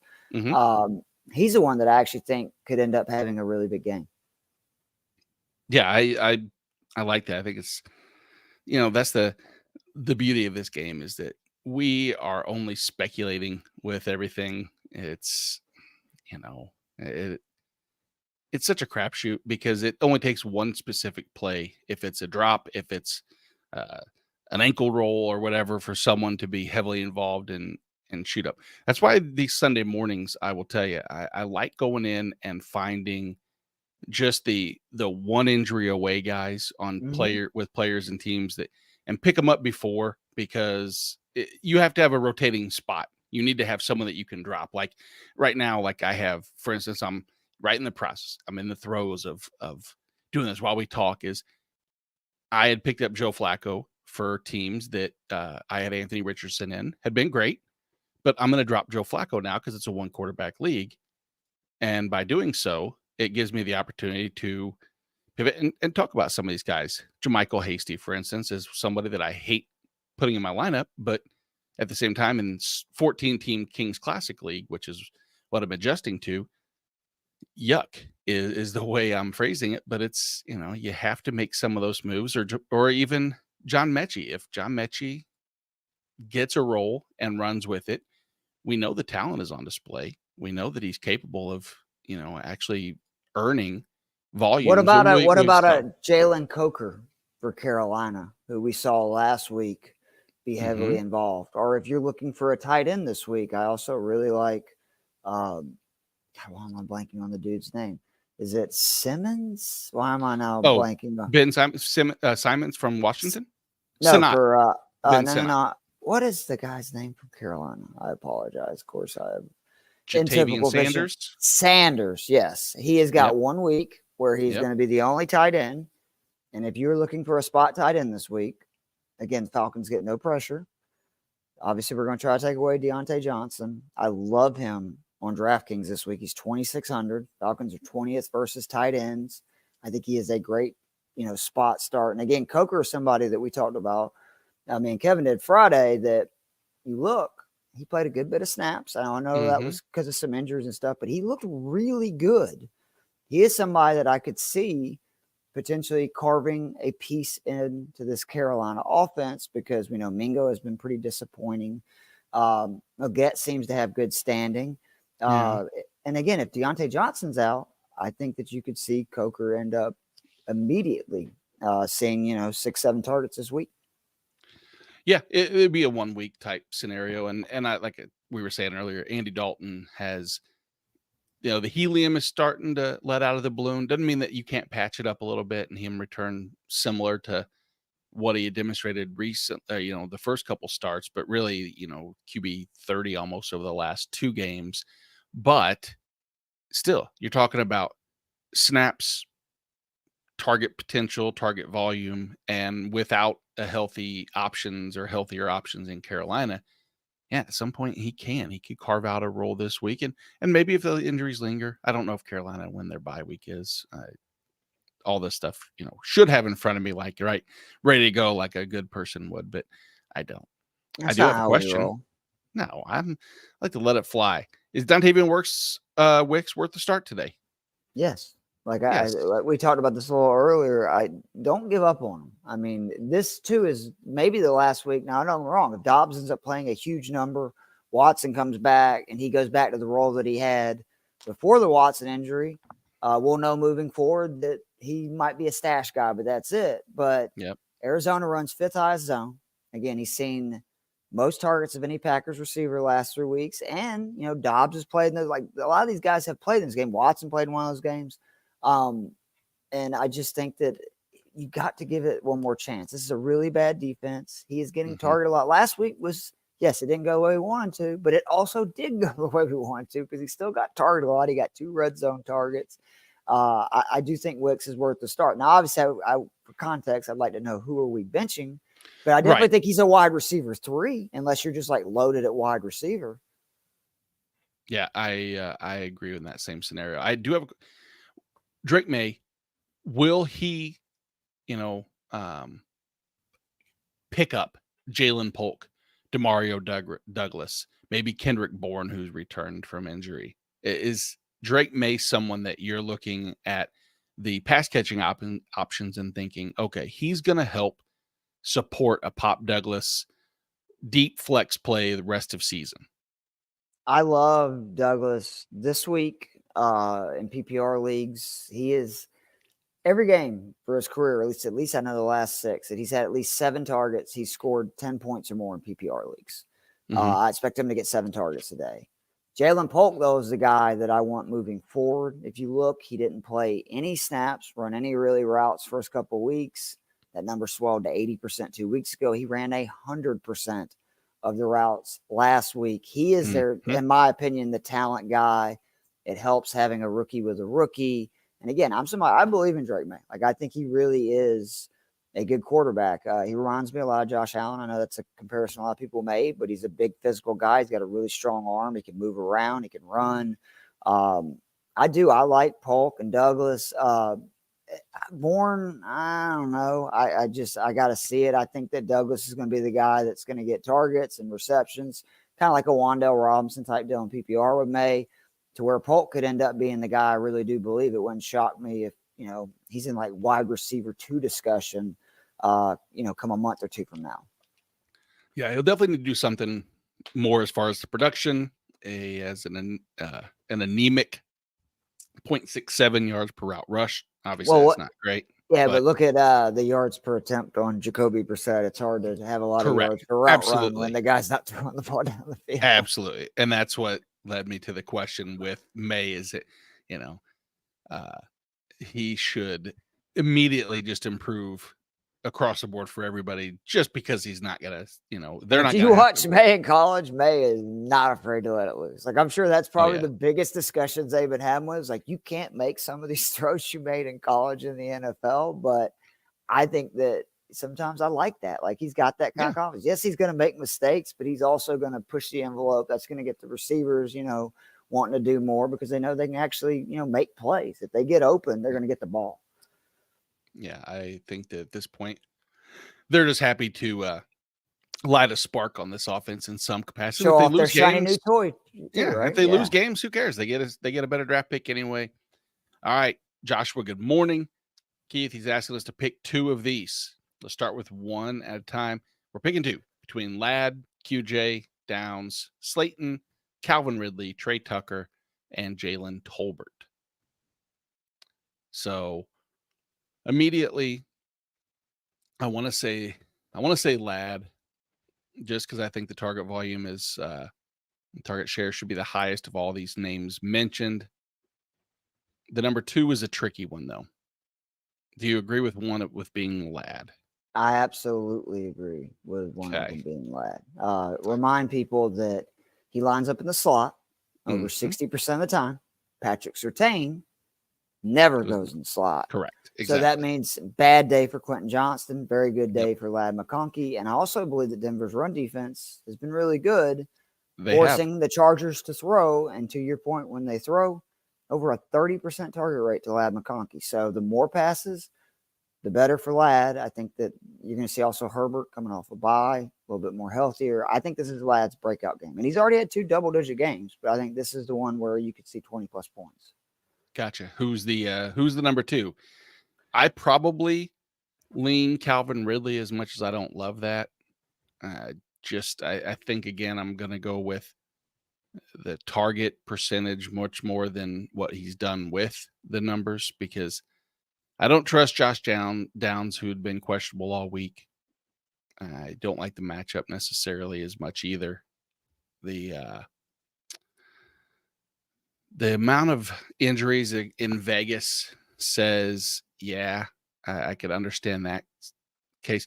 You mentioned Darius Slayton earlier as well. What is that your two, or are you having a difficult time with this one as I am? I am having a difficult time. I just can't trust Calvin Ridley. I know the Colts have been awful versus outside receivers, like just dreadful. The issue is who is throwing Calvin Ridley the ball. And that is my concern. So I'm actually leaning between Slayton and Tolbert. And at the end of the day, what do we always talk about? Volume. Slayton's going to get more guaranteed volume than Jalen Tolbert, just period, with the guys that are out in New York. And again, it's not like the Bengals secondary has been great. So I love Slayton because Slayton is somebody who's going to get volume. And we know he makes a lot of big plays, especially with Daniel Jones. So I would go with Ladd and Slayton. I don't hate the Tolbert. You could convince me with Ridley too. I don't want anybody that Will Levis is throwing the football to, period. I know. Yep.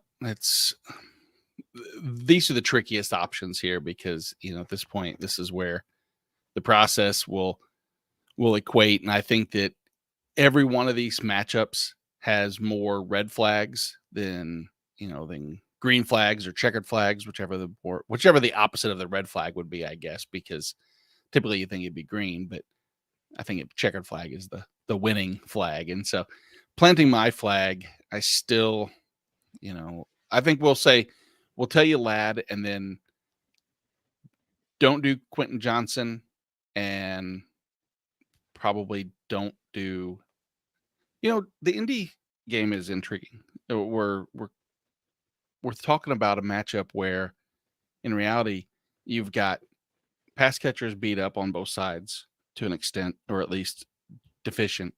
Who's that matchup for the Downs versus A.D. Mitchell versus L'Jarius Sneed? That's the matchup to avoid. And is that going to be A.D. Mitchell who gets Sneed, which means the target, will funnel to Josh Downs? If that's the case, I don't know. I feel like I'm just doing a full circle around this question without actually definitively answering. So I'm going to say Ridley. I feel pretty good with Ladd and Slayton. That's there you go. So Ladd and whoever you want to do there, Josh. The game we were talking about was Houston, New England. I think we've kind of wrapped that up with the bow. How about our boy Caleb Williams, who we started the show saying to start over Kirk Cousins? 58 rushing yards, 2 passing touchdowns. Who's the second one to? We get Cole Kmet. We get the second one, both with the Cole Kmet? No kidding. No kidding. Yeah. Hello. That's good for me. Yep. It's very good for your boy who is 0-5. Oh, the 16-team Champions League down in Panama City for ESPN Northwest Florida. And I had Travis Kelce on a bye, picked up Cole Kmet. So not everything's going bad. Now, that's a league that I had Puka. Yep. Ouch. Sorry. Devin A-Chain. Yikes. And Cooper Kupp. Okay. Well, it's been a rough. So I'm glad some positive coming your way is always a plus then. So that'll be good. Let's go to another unfortunate situation that as far as fantasy goes from like what I'm looking at from a true football standpoint. The Chargers 3.5-point road favorites going to Denver. This is a game I probably actually would say, hey, this might be a pumpkin Denver picking with your wife or something is what you're saying? Rather than watching it. I would rather do anything besides watching that game. I'm going to do my taxes and try to give my dog a bath and go get a root canal. And then I'll check out the game after. So it will be boring. It will be slow. We don't know exactly the outcome of this game yet, but I can both these teams in the AFC playoffs right now, by the way. I don't even want to start with that. It's so bad. But well, the positives we know are this. No Gus Edwards means J.K. Dobbins most likely. Dobbins. Yep. The downside of that is Denver's run defense has been, well, let's look. Week 1 against Kenneth Walker had a good start. Yeah. Well, Walker had a good start, and And that was not the best way. Week 2, they didn't allow a touchdown. Week 3, no touchdowns. Bucky Irving had one big run, but not outside of that on a yards per carry basis wasn't great. Week 4, they shut down the Jets. Week 5 against the Raiders, it was one big run again, and then everything else was shut down. J.K. Dobbins has not looked J.K. Dobbins like he did the first couple weeks. Now, the matchups have been difficult. I think this is one of those other weeks. This is the question I would ask you. Was very limited for a lot of those games, which I think, kind does have an impact. Also absolutely hurt. does. And the big thing, their tackles. They didn't have Joe Walton, Rashawn Slater. That's a real big deal, and they're supposed to be back. They are, yes. I think the Chargers' offense is going to look pretty good. I really do. I think they're going to be healthy. We saw the first couple of weeks what this offense can be, and I think what it is. And then they just got ravaged by injuries. If you're telling me Herbert is 90% or better and both those tackles are back, I like the Chargers offense a lot. I like J.K. Dobbins a lot. I think that that's a really good offensive line. What would you rather do here? Would you rather sell J.K. Dobbins at a decent return or pick up Kamani Vidal for free? I'm going to say that J.K. Dobbins has had all the bad luck injuries that he's going to have. And this is his finally the good karma is going his way. And I believe in J.K. Dobbins' talent and looked, not silly, but just unfortunate because every time I've been on him, he seems to get hurt the first game of the season and then he's done. And he's always balling when he gets hurt, which is the worst part. But I would hold on to Dobbins. And I just want to also say, I think Haskins could end up being the next guy up. I know everybody thinks that it's Vidal. Haskins played at Michigan. You know who he played under? Jim Harbaugh. And that's more the Gus Edwards, which I think that's what they're looking for is that thunder lightning. I actually think that I think J.K. Dobbins obviously is going to see kind of a workload like what we saw the last couple of weeks where he's a lot more involved. Mm-hmm. But I also think that it would not shock me. Everybody's, just penciling in Vidal as the backup. I think Haskins may eat into this as sort of their Gus Edwards in this offense because I think he had a plan of sort of speed and power.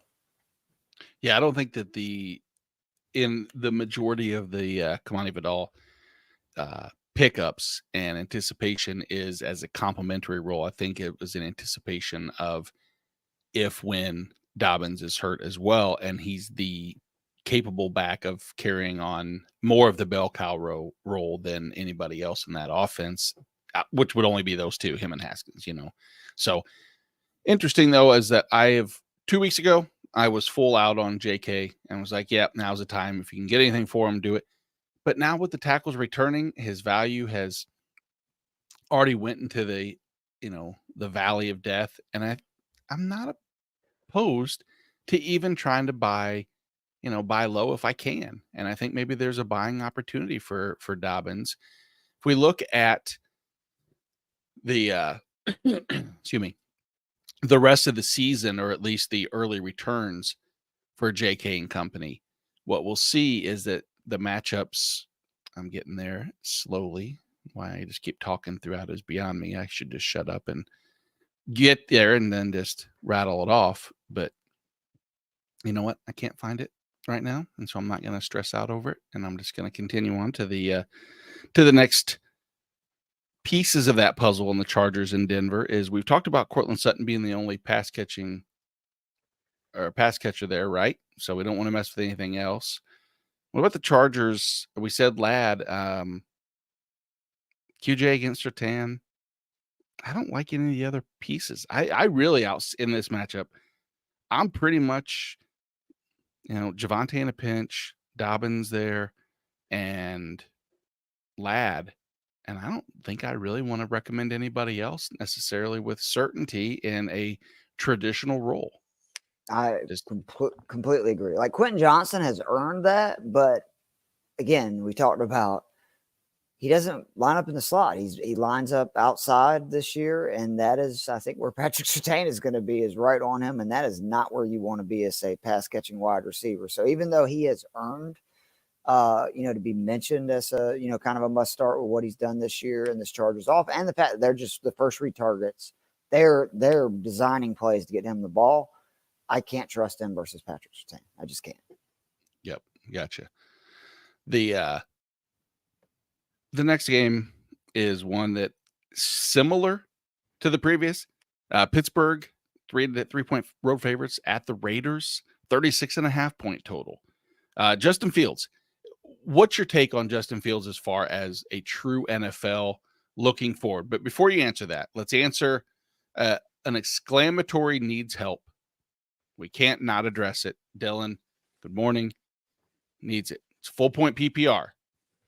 Got to pick 2 in the flex. This is first and foremost Alec Pierce at Tennessee, Dontavian Wicks versus Arizona, Pop Douglas versus Houston, Rashad Bateman versus Washington. Sort of lean Wicks Bateman because I trust the quarterbacks more. They should be higher scoring games. Bateman concerns me only because I believe last I saw he was limited at practice. He's banged up, yeah, for sure. And let's check an injury report. You started off there and give me one of those that you trust the most, and we'll I think he's onto the right lane with the Wicks, but to me, it's Demario Douglas is the other guy I would start. Again, games he's seen 7 targets, his last 6 going back to his rookie season. He has scored double-digit points in full PPR leagues in every single one of them, averaging over 12 points per game in those. I think he will see at least 7 targets today. He's going to, I think, be the security blanket in this offense. It's not somebody that runs a lot of, a lot of yards on yards per route run. I just think that he's the safe play. And if that's what you're looking, because to me, that's what it sounds like what you're doing with the Wicks Bateman, because you said you trust their QBs more. Mm-hmm. I agree with that, but I think that I actually trust Douglas more. Honestly, like if you just ask me, gun to my head, which one of these guys gets 10 points for sure today? Douglas is the one I think that does that because of the volume, the offense, the fact that I think that they're going to try to ease May into it. That could mean a lot of short passes to Douglas early in this game. But I do like the Wicks. Like I like Wicks's upside more than Pierce to the same point that you're talking about with the QBs, and I think they're going to be higher scoring games. Yeah. I pretty much agree with that sentiment right there. I want to build trust and credence in Bateman versus his Washington secondary. As bad as they've been, it's just what is the more likely outcome, and I think that goes along with what you just said right there. So good to know we're in step, in tandem. We will try to dance around this next game of Pittsburgh and Vegas. But what I was getting to as far as the question is, if you're a Justin Fields manager, you have him obviously from a fantasy perspective. He's been great. You don't want to not play him. But in real football talk, Russell Wilson's return to practice, would you try to move Justin Fields at all right now? Do you hold knowing that maybe Russell Wilson isn't the answer and Fields is back in your fantasy starting lineup? I think that Fields has to play really bad to lose this job, because I said to draft Fields everywhere this summer. I said the first week to go pick up Fields, and that was before he started week 1, because I assumed Wilson was probably going to start first 3-4 games, be Russell Wilson, who we've seen is really, unless all things are really good around him, just an average QB, just right, spitting facts. Sorry, Russell. And I've seen it play out that way. Remember, they traded for Fields. Did they pick up the option? They did, right? Did they pick up his rookie option? I believe that. Yeah, I believe so as well. So they're looking, in my opinion, at this. They have 2 years to decide, do they want to pay Justin Fields? But what do you need to do to decide that? You need to play him. And they've been pretty good. And he has done, to me, the most important thing is the one thing I wasn't sure if he could do, which I know he's had a few turnovers here and there, but overall he's protected the ball. Like he has done what they've asked. Like he's been much more of a system QB. You look, he's not taking off. Like the one thing with Fields, why he was so fantasy, juggernaut, was if his first read wasn't there, out of here, like every single time. And that's why he had such huge rushing numbers this year. He's actually going to different, looks. He's actually checking the second, third option and then, checking down. So I think he's earned it. I think Fields, again, guaranteed top 10 fantasy QB the rest of the way as long as he plays, and I think he will. So, no, I would hold on to him. And I told somebody this the other day, I would still be trying to grab Fields if I didn't have one of those running QBs, because I think his rushing numbers are going to continue to go up. 2 games of 20-plus rushing yards, another 2 of 50-plus. He still hasn't had that monster rushing day, and he's like QB, I think, 12 or 13 for the season. Yeah, QB9. Oh, QB9, yeah. So no, that's even positive. And like shockingly, I expected to see more. I thought it was a higher percentage, but it's a 5-to-1 touchdown to interception ratio. He is one of 3 quarterbacks with 3+ rushing touchdowns, one of which is Jaden Daniels. Do you know the third? Baker Mayfield? Nope. But very similar-esque, and Baker has 2. Bo Nix. That does make sense.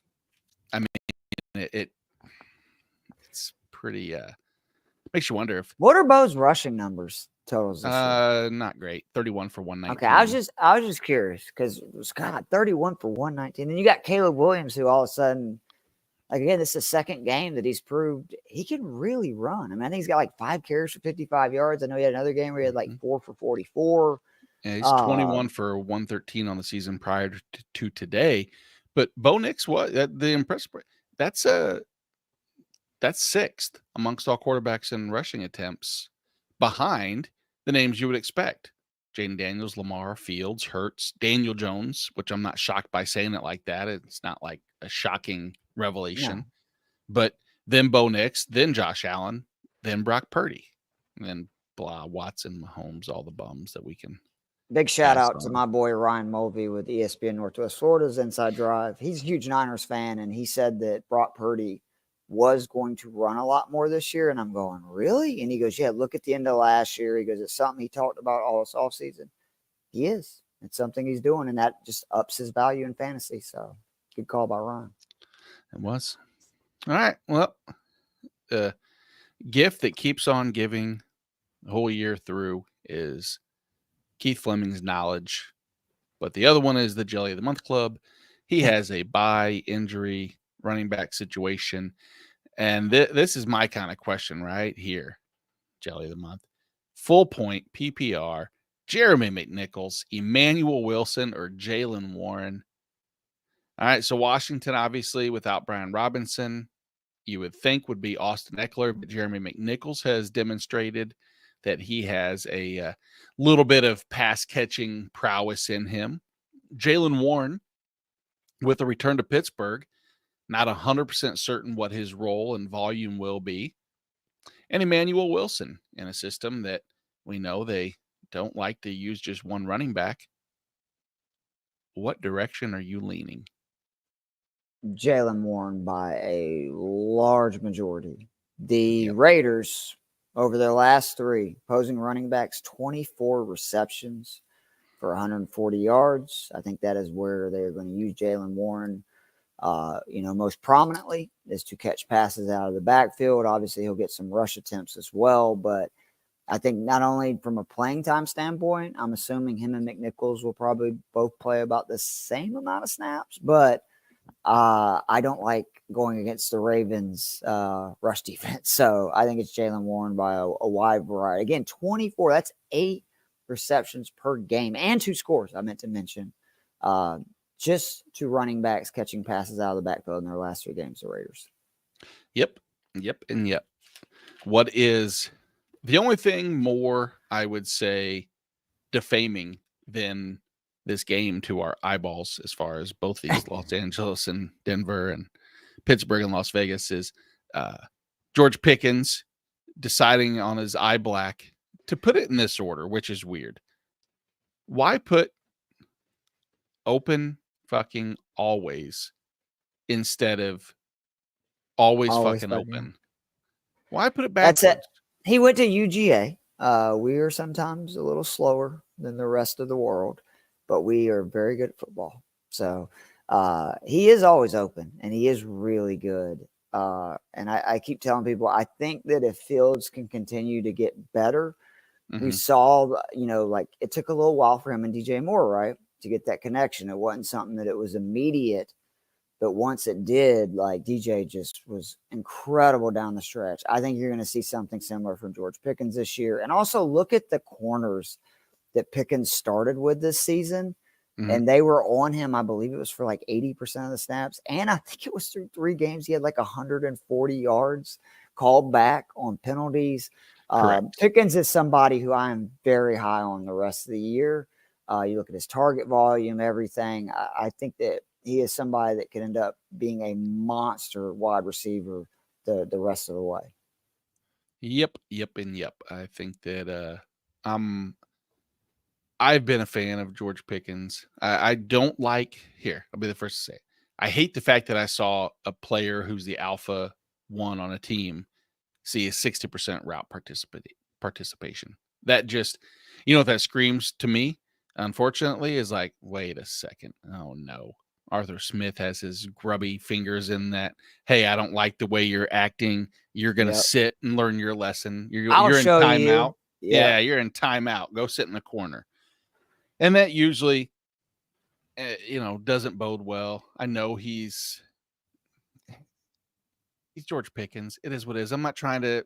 I'm not building a group of people that I want to hang out with. He's and a be wide friends with. receiver. I don't understand why people get I sad. Like these know. guys are. If you play wide receiver, let me tell you something. It's because you want the ball. Like that's why you're a Exactly. wide receiver. You want to be the Yes. star. You want to be the guy.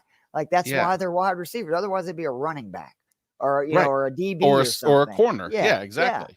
And the corners are So even starting to be that way because it actually is. I think that a corner should be more of a diva when they're elite than a receiver should, because it's basically agree. saying, hey, I can anticipate your role and beat you to a spot. I've always been a fan of the corners. I think that they deserve a little more praise. Unfortunately, they're not talked about because they're so good. People avoid them. And yeah, who are you avoiding in this particular matchup? Are you avoiding all of the running backs in Vegas, or are you avoiding all the pass catchers in Vegas? all the running backs. You couldn't get me to avoid Brock Bowers if my life depended on it. I guess I should have said wide receivers, not tight ends, because technically he's a wide receiver, but you give the caveat of tight end, and then. But yeah, no, Brock Bowers is the only. I want it. Yeah. I mean, I don't know. Jacoby Myers is interesting. He's out though, isn't he? Oh, is he out for sure? I thought that I saw that maybe not. Maybe he's not out. No, you're probably right. There's no chance I'm probably right. There's a chance that I could be right. That's what happens when you get into DFS brain, is if he's not actually on my radar, I don't really care if they're in or out. He is doubtful. So it looks like he is out. So then, no, I actually think that Trey Tucker is a decent play today. Because again, he gets carries. Like they find different ways to get him the ball. And but the big thing is, again, Bowers, I love to see what his target share is today. Steelers, one of the few places that they have kind of had some issues as tight end this season. And then just if you look at the games that Devontae Adams is out, they pepper Brock Bowers with targets. So that's very good for Brock. Is Meyer out again? Oh, he's on IR. Yeah, my God, this is just so juicy for me. With Brock Bowers everywhere. So, but no, I don't. This is one of those games that, like Fields, yes. I think it's hard to start Harris to not start Harris depending on what other options you have.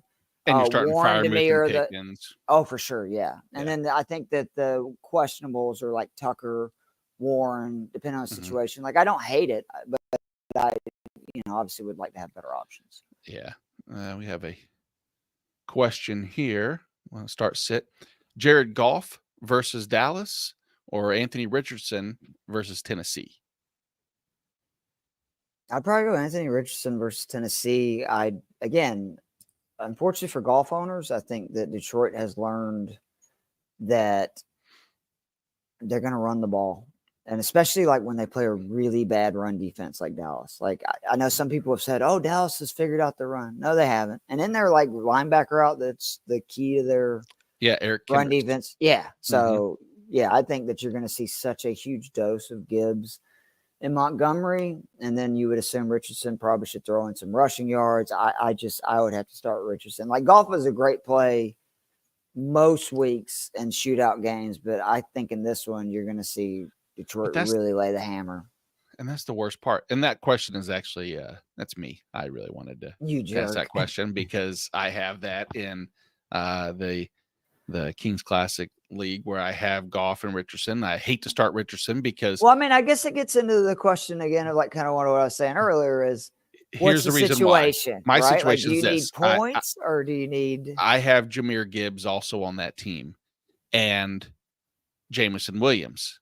Do I want all three pieces?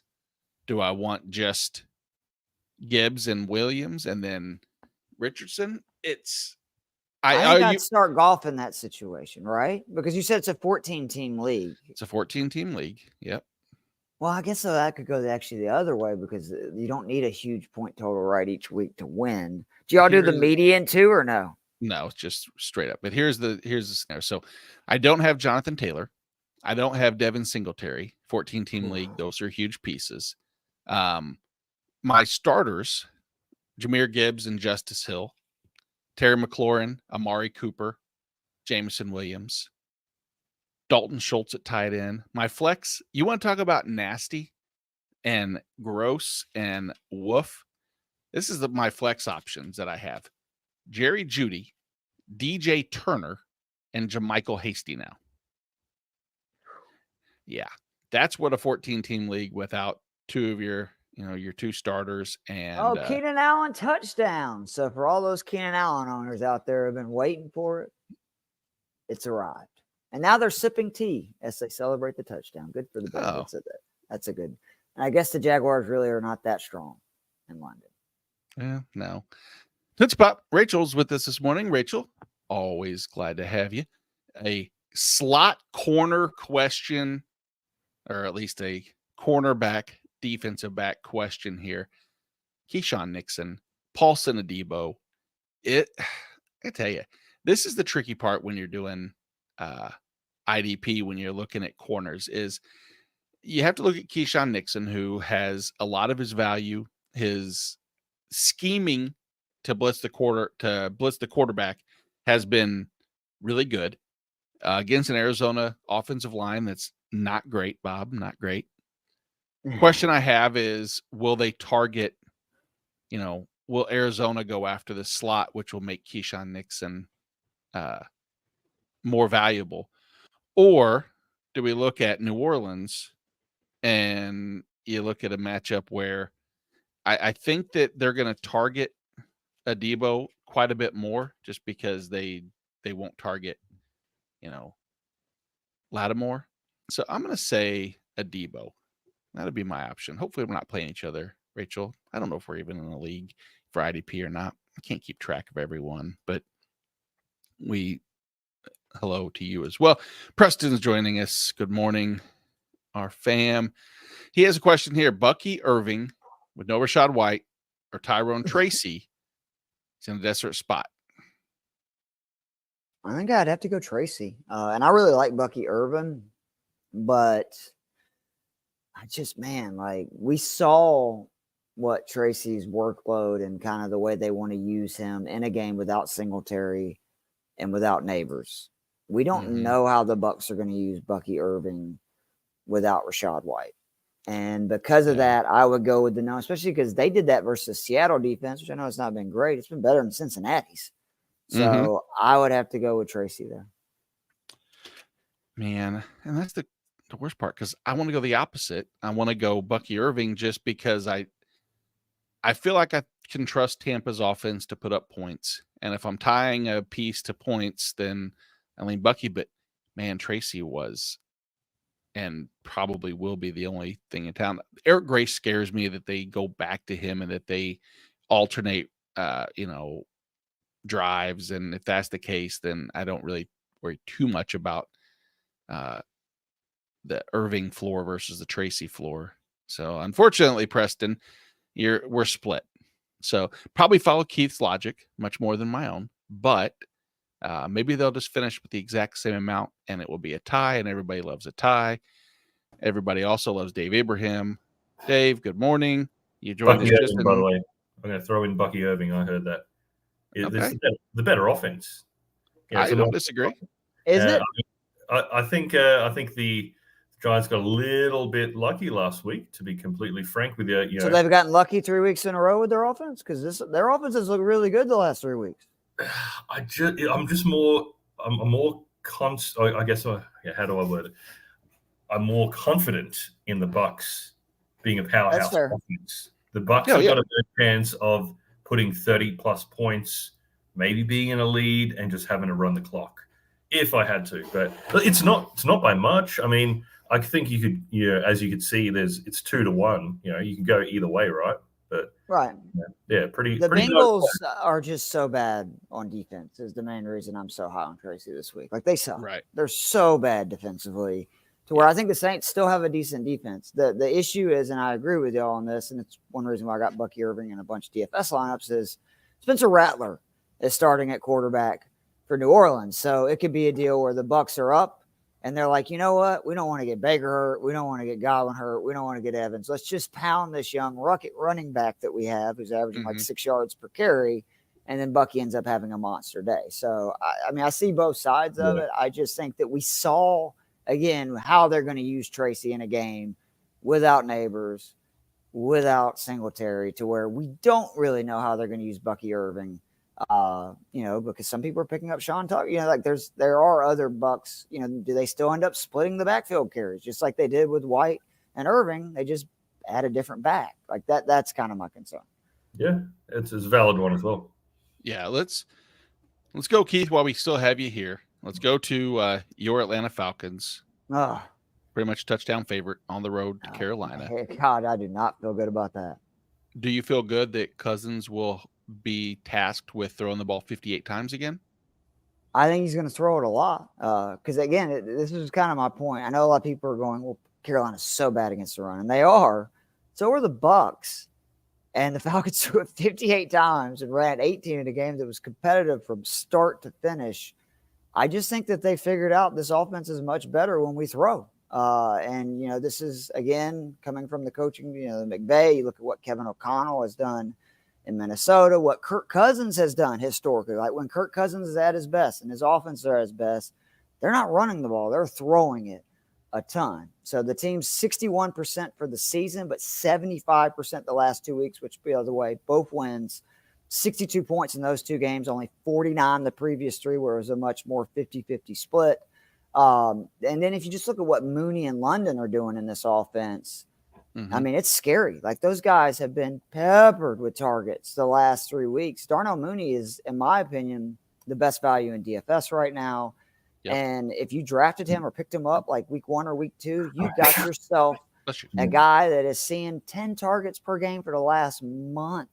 Yep. And averaging over 14 points per game in PPR leagues that you could either drafted like in the last round or just picked up off of waivers week 1. So congratulations. I think you got a great weapon. And this Panthers team really struggles with big plays. They're in the top 10 in both 20-yard passing plays and 40-yard passing plays allowed. That's good for Drake London. That's good for Darnell Mooney. I do think the Falcons are going to throw, and Bijan's a little banged up, which makes it even less likely they're just going to pound the rock. Yep. He did return to full practice on Friday, which is a positive after the surprise limited on Thursday with the hamstring. No, a positive would be if we could go back in time and draft Jalen Carter and not draft Bijan Robinson. Well, unfortunately, we don't have that time machine that we had seen earlier. We're working on it. Who was the guy earlier that was going to get it for us? What happened to that? He mentioned that he did have it was Brian Thomas, and it was not alluded that there was a time machine involved. Dave, if there was a time machine that you could go back, say, to 2 minutes ago, would you still recommend starting? I guess not 2 weeks ago. Let's go. Or 2 minutes ago, let's go 4 weeks ago. Chuba Hubbard, would you have been adamant or as adamant knowing in the going back how good he has been? And do you look for the same type of outcome against a Falcons defense that has really been good against the run? Now, that being said, not having Troy Anderson, who was a catalyst for that run D in my eyes, and overall, Atlanta, if we see a high-scoring game, I guess what I was getting at is Chuba Hubbard someone that you're comfortably recommending every week in and week out? Is there any concerns at all in this week? Big-time concerns. You're relying on the Panthers being good, and you're relying on him look, he was consistent for 2 weeks, but last week his numbers were a little bit overinflated by that. I want to say it was a 48-yard run, touchdown run, where he broke straight through the middle. Yeah, that's you take that away, and he got stuffed pretty hard, right? So, am I good with him as an RB2? Probably. I'm not happy about it though. I don't know. I just I don't see consistency as key with him. That's going to be the tough one. My big one is, what do we do with him now going forward? Is there an opportunity to sell high, knowing that Jonathan Brooks is coming back? When Jonathan Brooks does come back, is it a scenario where it's going to be Chuba has earned the role, not just give it up entirely? Let me ask you guys something, because this is something that Kevin brought up, and I had not thought about it before Friday, and now I'm really mad because I have Jonathan Brooks everywhere. If you're the Carolina Panthers, you've already lost your number 1 draft pick from last year, right? You've messed him up so bad that maybe he comes back. Who knows this season? You're not going to have a good year. We know that. Why would you be in a hurry to get Jonathan Brooks when we know running backs only have so many touches, so many carries? Guys are usually better after a full, 2 years from a knee injury. Why would you be hurrying Jonathan Brooks back when you have Chuba Hubbard? Just let him do what he's doing through the rest of the year. Save Jonathan Brooks. Maybe get him, slowly in near the end of the season. But why would you be rushing back Brooks? And I for the first time, I got really nervous thinking that makes a lot of sense, but it is the Carolina Panthers and they don't do things that make a lot of sense. So that's kind of the other side of it. It's still early in the season. I think it's too early to write off a team, right? Yeah, I mean, this is the NFL, right? At the end of the day, they're 32 teams of, the best of the best of the best out there. So all you need is 2 or 3 wins in a row, and before you know it, you're in contention, right? No. You don't think? No. Carolina. Well, also, they lost their pick last year. They get their number 1 pick back this year. I would think that with their QB issues and a strong QB draft, they would be wanting to get a top pick. I know what you're saying, David. I'm not trying to be so adamant about but nothing about Carolina to me screams, hey, we're 2 wins away from calling it a winning streak, and then all of a sudden we're in the playoff hunt. And the last thing you want to be with that team is 6 wins, 7 wins. That's easy. It's easy for us to look at it as like NFL fans. But if you're the head coach of the Carolina Panthers, general manager, etc., the GM who's paid how many millions of dollars, you're not walking into that Monday meeting going, hey guys, who are we going to pick next year at the number 1 spot, right? It's a very fair point. You're sitting there going, we need to get wins. I need to save my job. Yeah, I need to save my job. If that's me, I'm saving my job and I'm going, bring Brooks back. So if anything, that's why I would say they're still technically in the hunt. So I think they do bring him back. I really do. So I think they want to make a push. Andy Dalton has been serviceable, right? His last 1 or 2 losses, they haven't been blowouts. They've been somewhat close, right? So, you got a QB who can do it. You've got some decent talent. I'm not saying this hyper elite, but it's enough to, they're putting up 30 points a week, right? I mean, it's pretty good in the NFL, right? I like Carolina. I like Dalton, and I'm very nervous about this game because we can't get pressure. Carolina has a good offensive line. We know Deontay Johnson is the kind of receiver who, if he has time, he can get open. Xavier Legette showed a little bit more. Hubbard's been running the ball. I think we're going to be able to score on this team. I'm just worried. I think this game is going to turn into a shootout, and I just hope we survive it. I'm very nervous. I was telling Nate before we went on the air, Dave, that this is a perfect Falcons game to blow, right? You win 2 huge pivotal division matchups versus Saints and the Bucs, and it's just so on brand for this team and this franchise to then blow this game in Carolina that you should win. And again, if we had a pass rush, I'd feel really good about it. But if you give Dalton time, he's a serviceable quarterback, and that's what my concern this week is he's going to have time, and they're going to be able to stay in the game by throwing.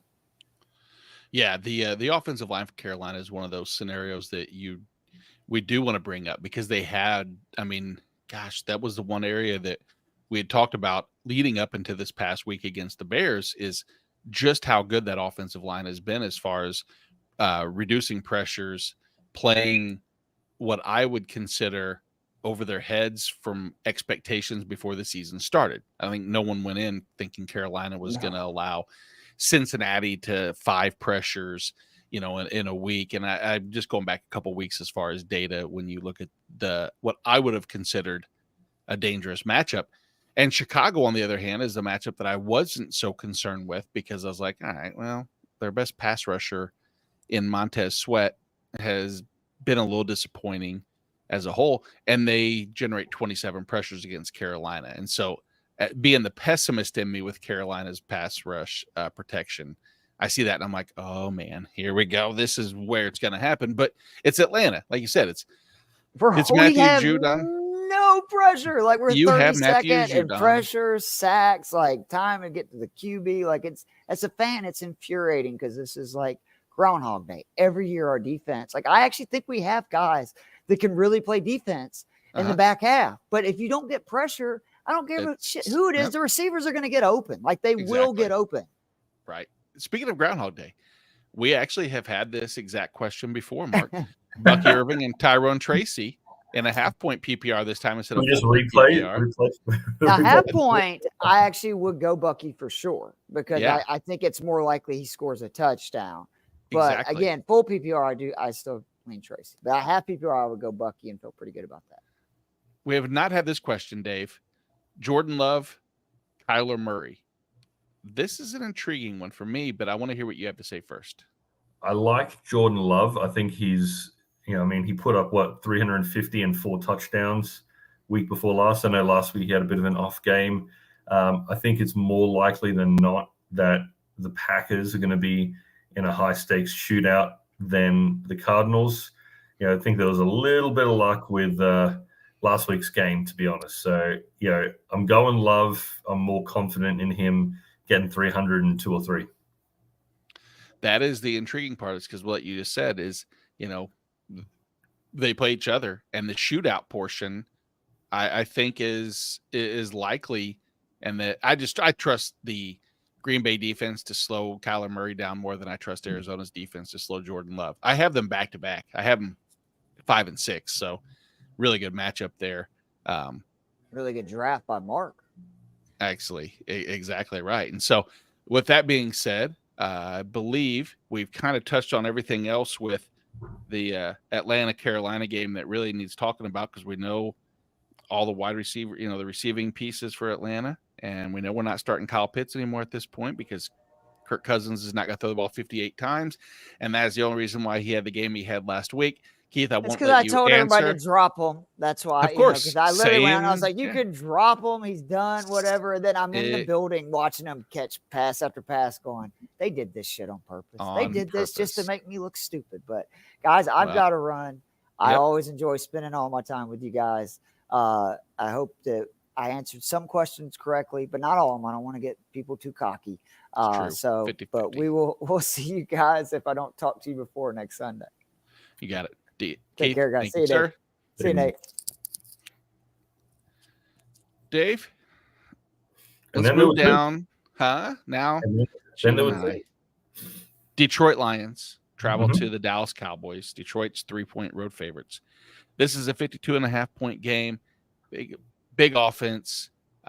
Some concerns on the Dallas side as far as the number 2 pass catcher in that offense. Is it Jake Ferguson? Is it Rico Dowdle? Is it Jalen Tolbert? But we know we're going with CD. Dak, the volume should be there. The Zeke shine, have you finally just said, you know what, I'm done. I can't even continue to hope and pray anymore? Yeah, I think I think it's done. I read something about him wanting more touches, but just because he asked for it doesn't mean he's going to get it, right? It's a tough one. It's Rico Dowdle until further notice, right? I think Zeke gets maybe 5 carries a game, 10 if he's lucky. But that's probably only if they've got a massive lead. But you're right. As far as passing options, with Brandon Cooks gone, who are you trusting other than CeeDee Lamb? Yeah, that's about it, really. Honestly, I would say with the Detroit secondary, I think there's a case to be made that you could find supplemental pieces. Jalen Tolbert, we've mentioned, is an option. He's a low-end wide receiver 3. He's had 3 top 36 finishes. This could be his 4th out of 6 weeks, which is all you would ever ask for. I mean, just as a top 36. I don't need him to be top 24. Definitely don't. I mean, I would like for him to be top 12, but the upside is just not there necessarily because Detroit can only do so much to bracket CD. And then that probably opens up Jake Ferguson as well. But I think that everybody's going, I mean, both offenses should be high scoring. I think the Detroit side, they're going to try to run the ball more than anything because Dallas's run D has been so porous.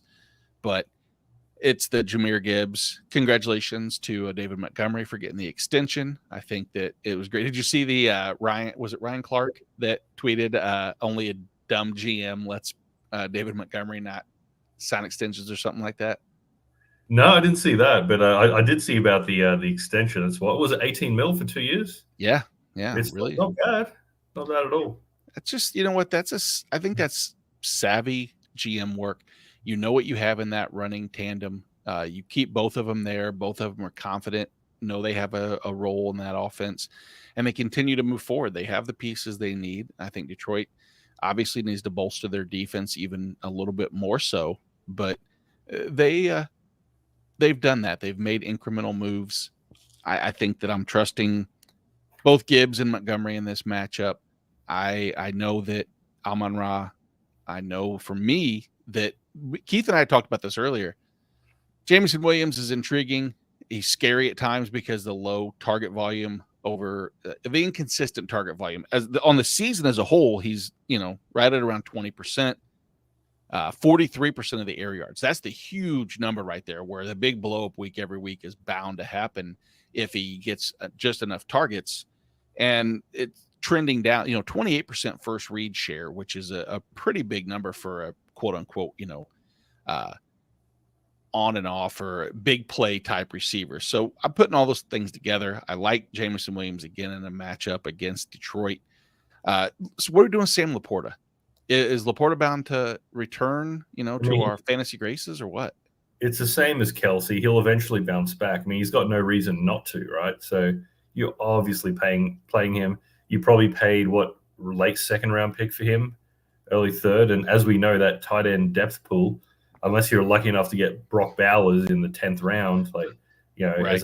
as a backup tight end, who else are you playing? What, Isaiah Likely? Nope. So yeah, you're playing Sam Laporta.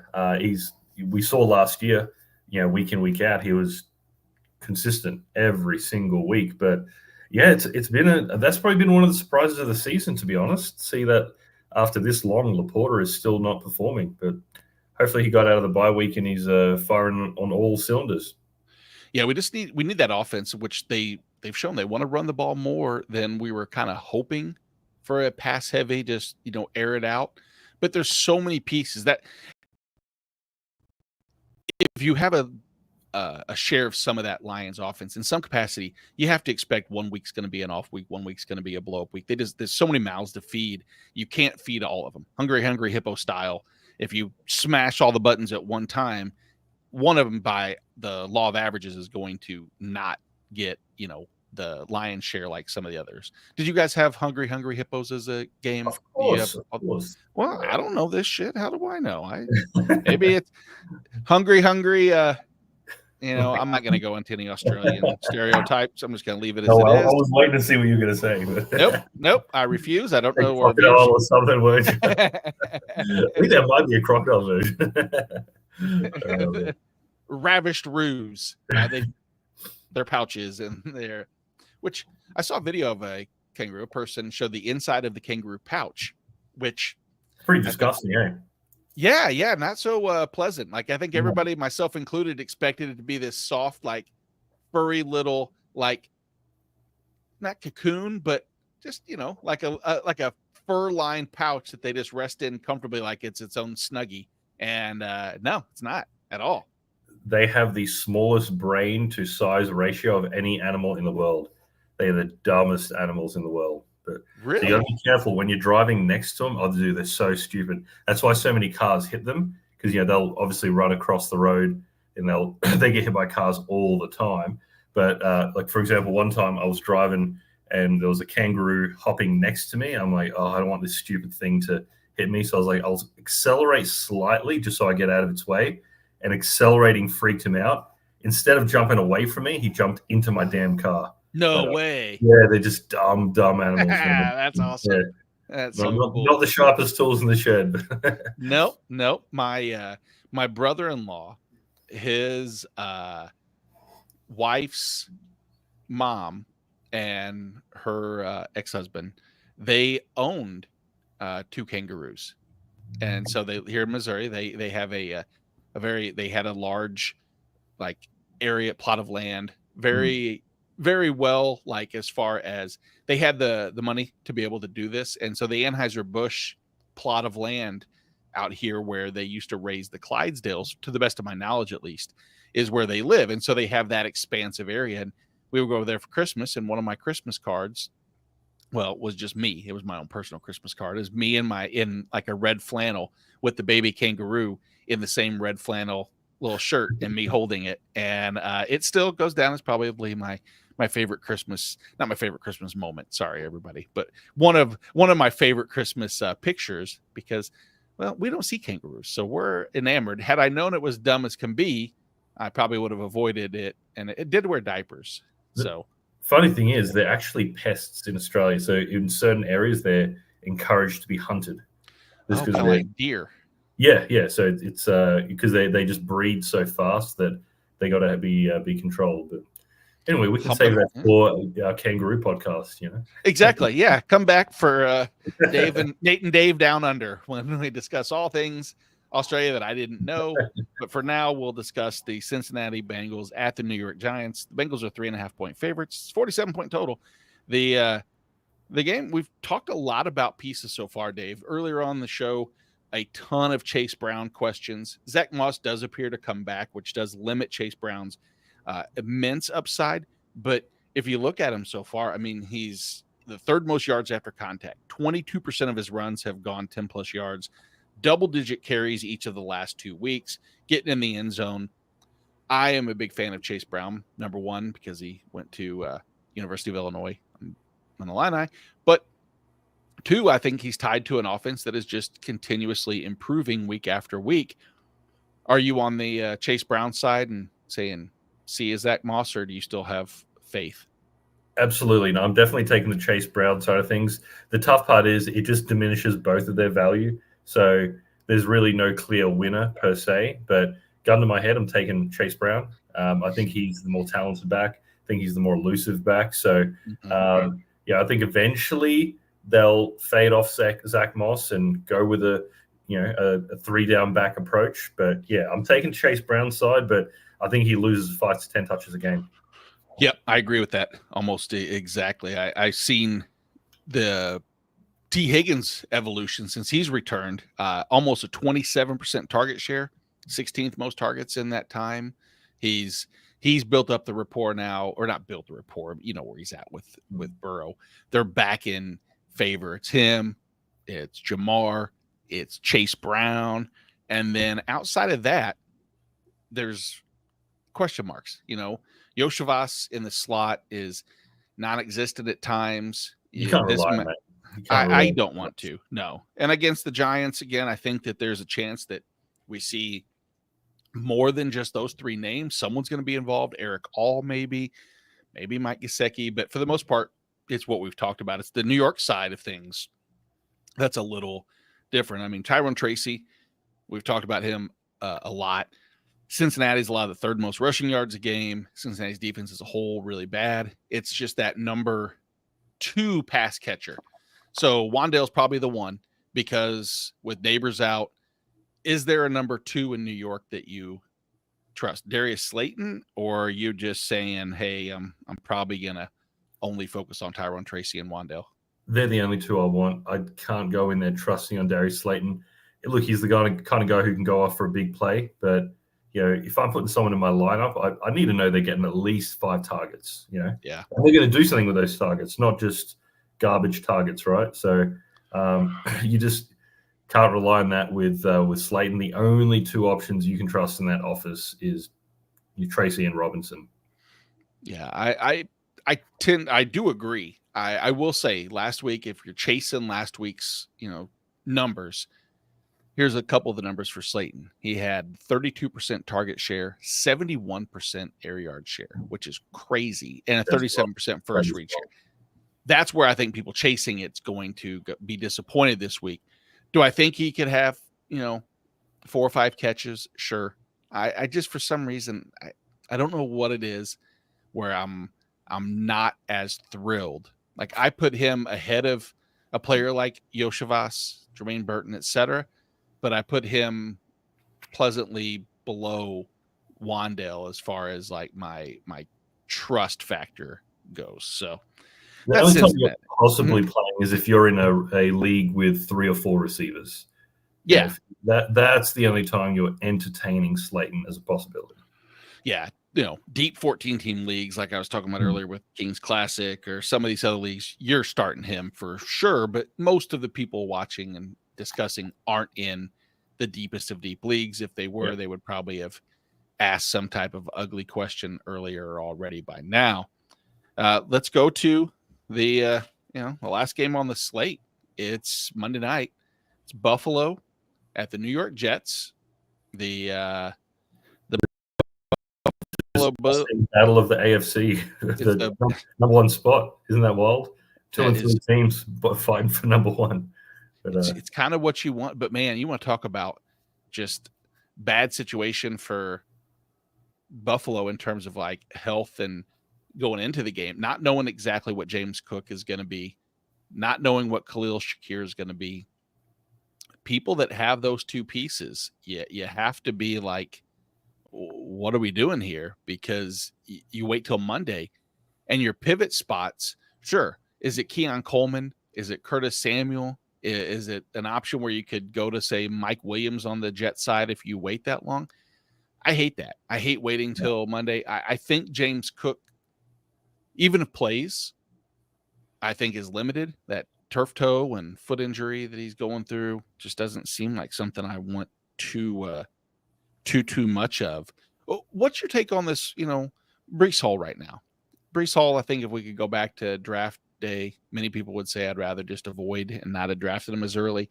A lot of his values tied to pass catching. Are you still a believer in Breece Hall, or are you ultimately worried right now? It's panic time. You got to hit the panic button, right? I mean, we started the season and there was many people who were saying, hey, I don't think it's crazy to take Breece Hall over CMC. Now, obviously, no one at that time knew CMC was pretending that he didn't have an injury, faking medical records. But nonetheless, he was literally a guy that people were saying could end the year as the number 1 scoring running back.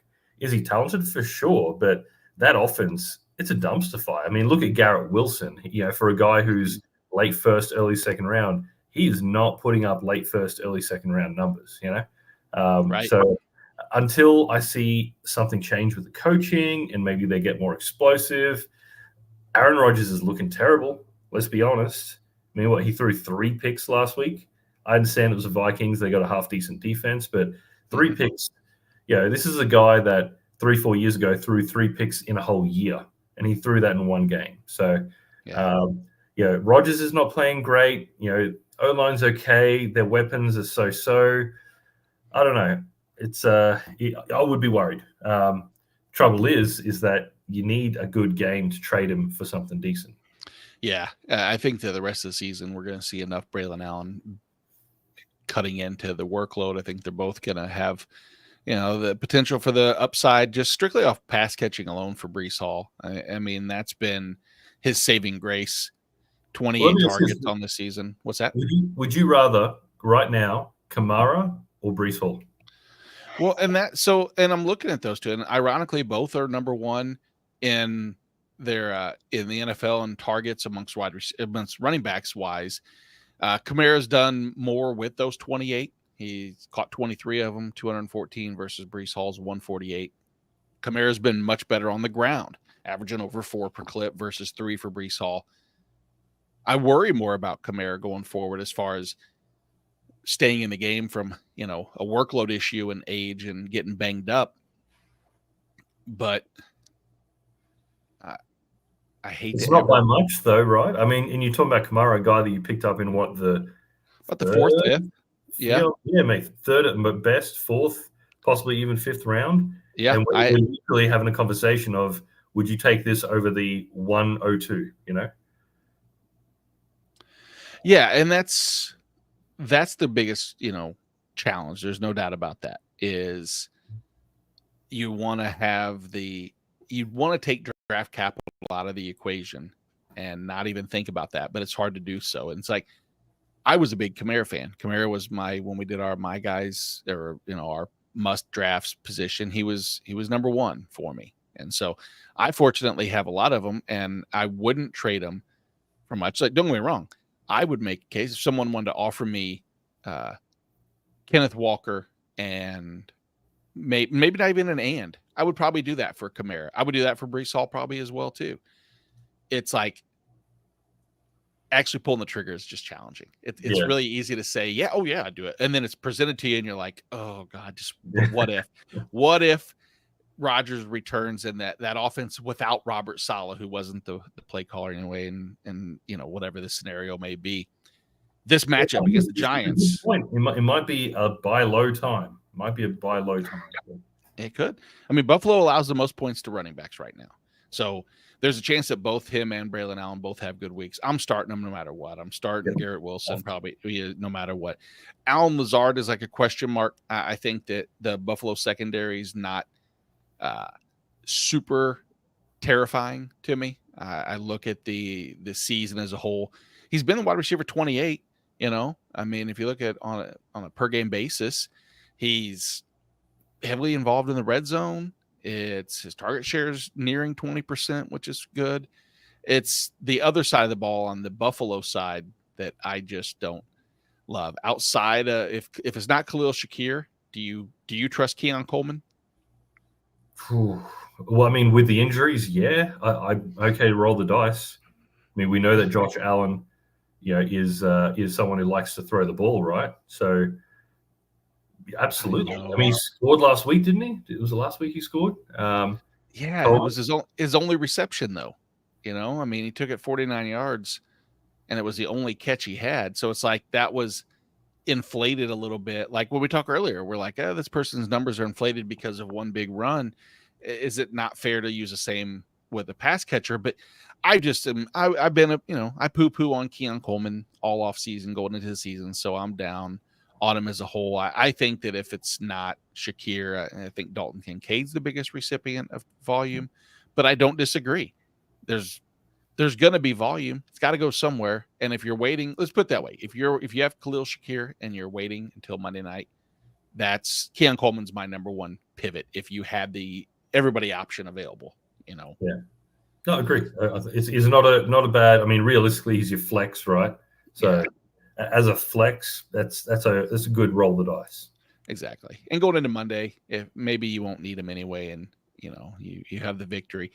The last person that we'll talk about, tight end, I had, Kurt blessed everybody by dropping him after 3 weeks of, ineptitude because he just didn't perform as I was hoping, is Tyler Conklin.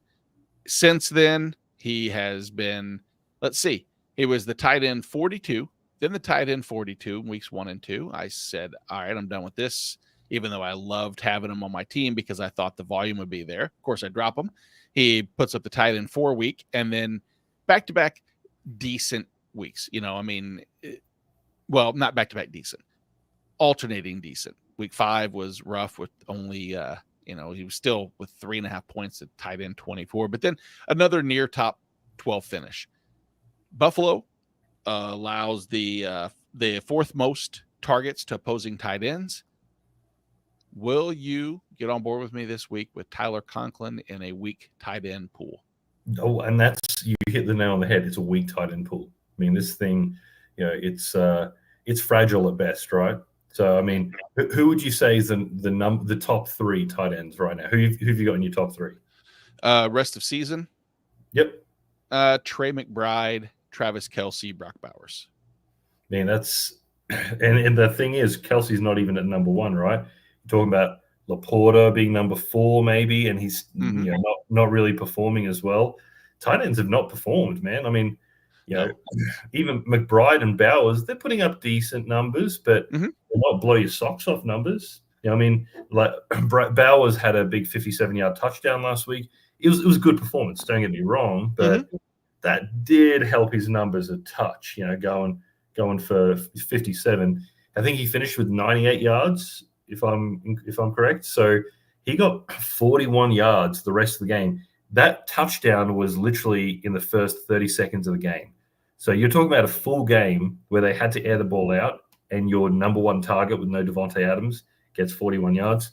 Getting off topic, but what I'm trying to say is that the tight end pool, man. Like if I have someone who's got a tight end 4 week, 1 week, and they're serviceable the next, I'm good with it. Yeah, and you're lucky. I mean, if you have Bowers and some of the others that we talked about, there's about 5 or 6. Your advantage over the rest of the pool is still greater. It's just by what we were hoping to get, we're not getting. So I mean, the separation is there, but I mean, it's just not the hype I had at tight end going into the season was we've got no true number one. There's a huge clump of, I would take Bowers and Laporta and McBride and Kelsey and Kittle and Pitts at the time, Goddard, all these other tight ends. The one coming back who I think will help, TJ Hawkinson's returning.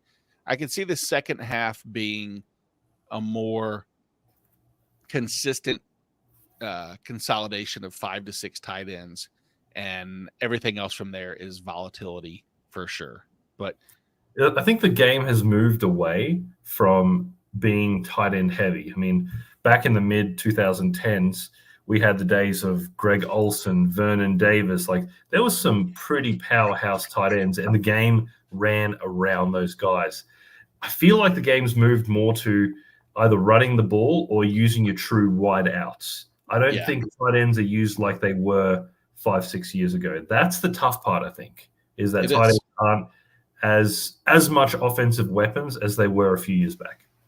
Yeah, when you move the safeties back and you bring linebackers up into the box to try to stop the run, you start implementing multiple tight end sets to get bigger bodies on the field, and then it's set up a framework of not being an air raid type with the tight end that's capable of exposing and exploiting the middle of the field. But that's football. As Cole Kmet scored 2 touchdowns already, but exactly. That's there you go. And did Evan Ingram, has he done anything today? That's a good point. I feel like he did either get a few catches or a touchdown. I think he actually scored. Nope, he didn't. He had a fumble, but he has 8 for 93. Hey, I'm great. More than happy with that from my tight end.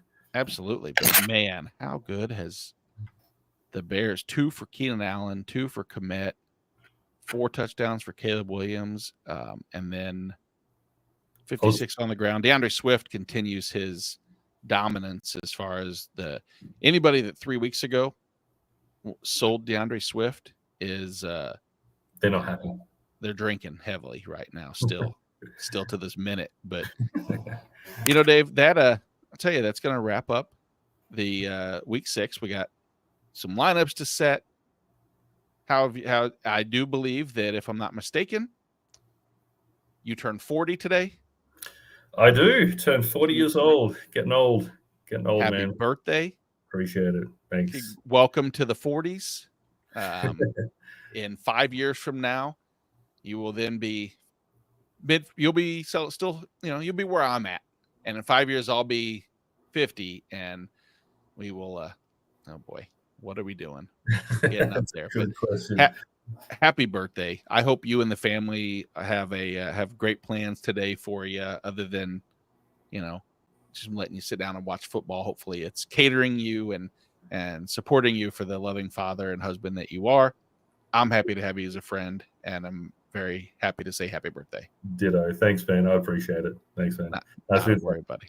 So definitely, good luck today. Have fun. Text me if you have any, amazing, I would say, picks for later where I could win a bunch of money. That time machine, if you come across that, let me know. I would be happy to go back and make some, some actual cash. All right. Sounds good, man. Looking forward to it. Appreciate All right, buddy. Take it easy. Bye, everybody.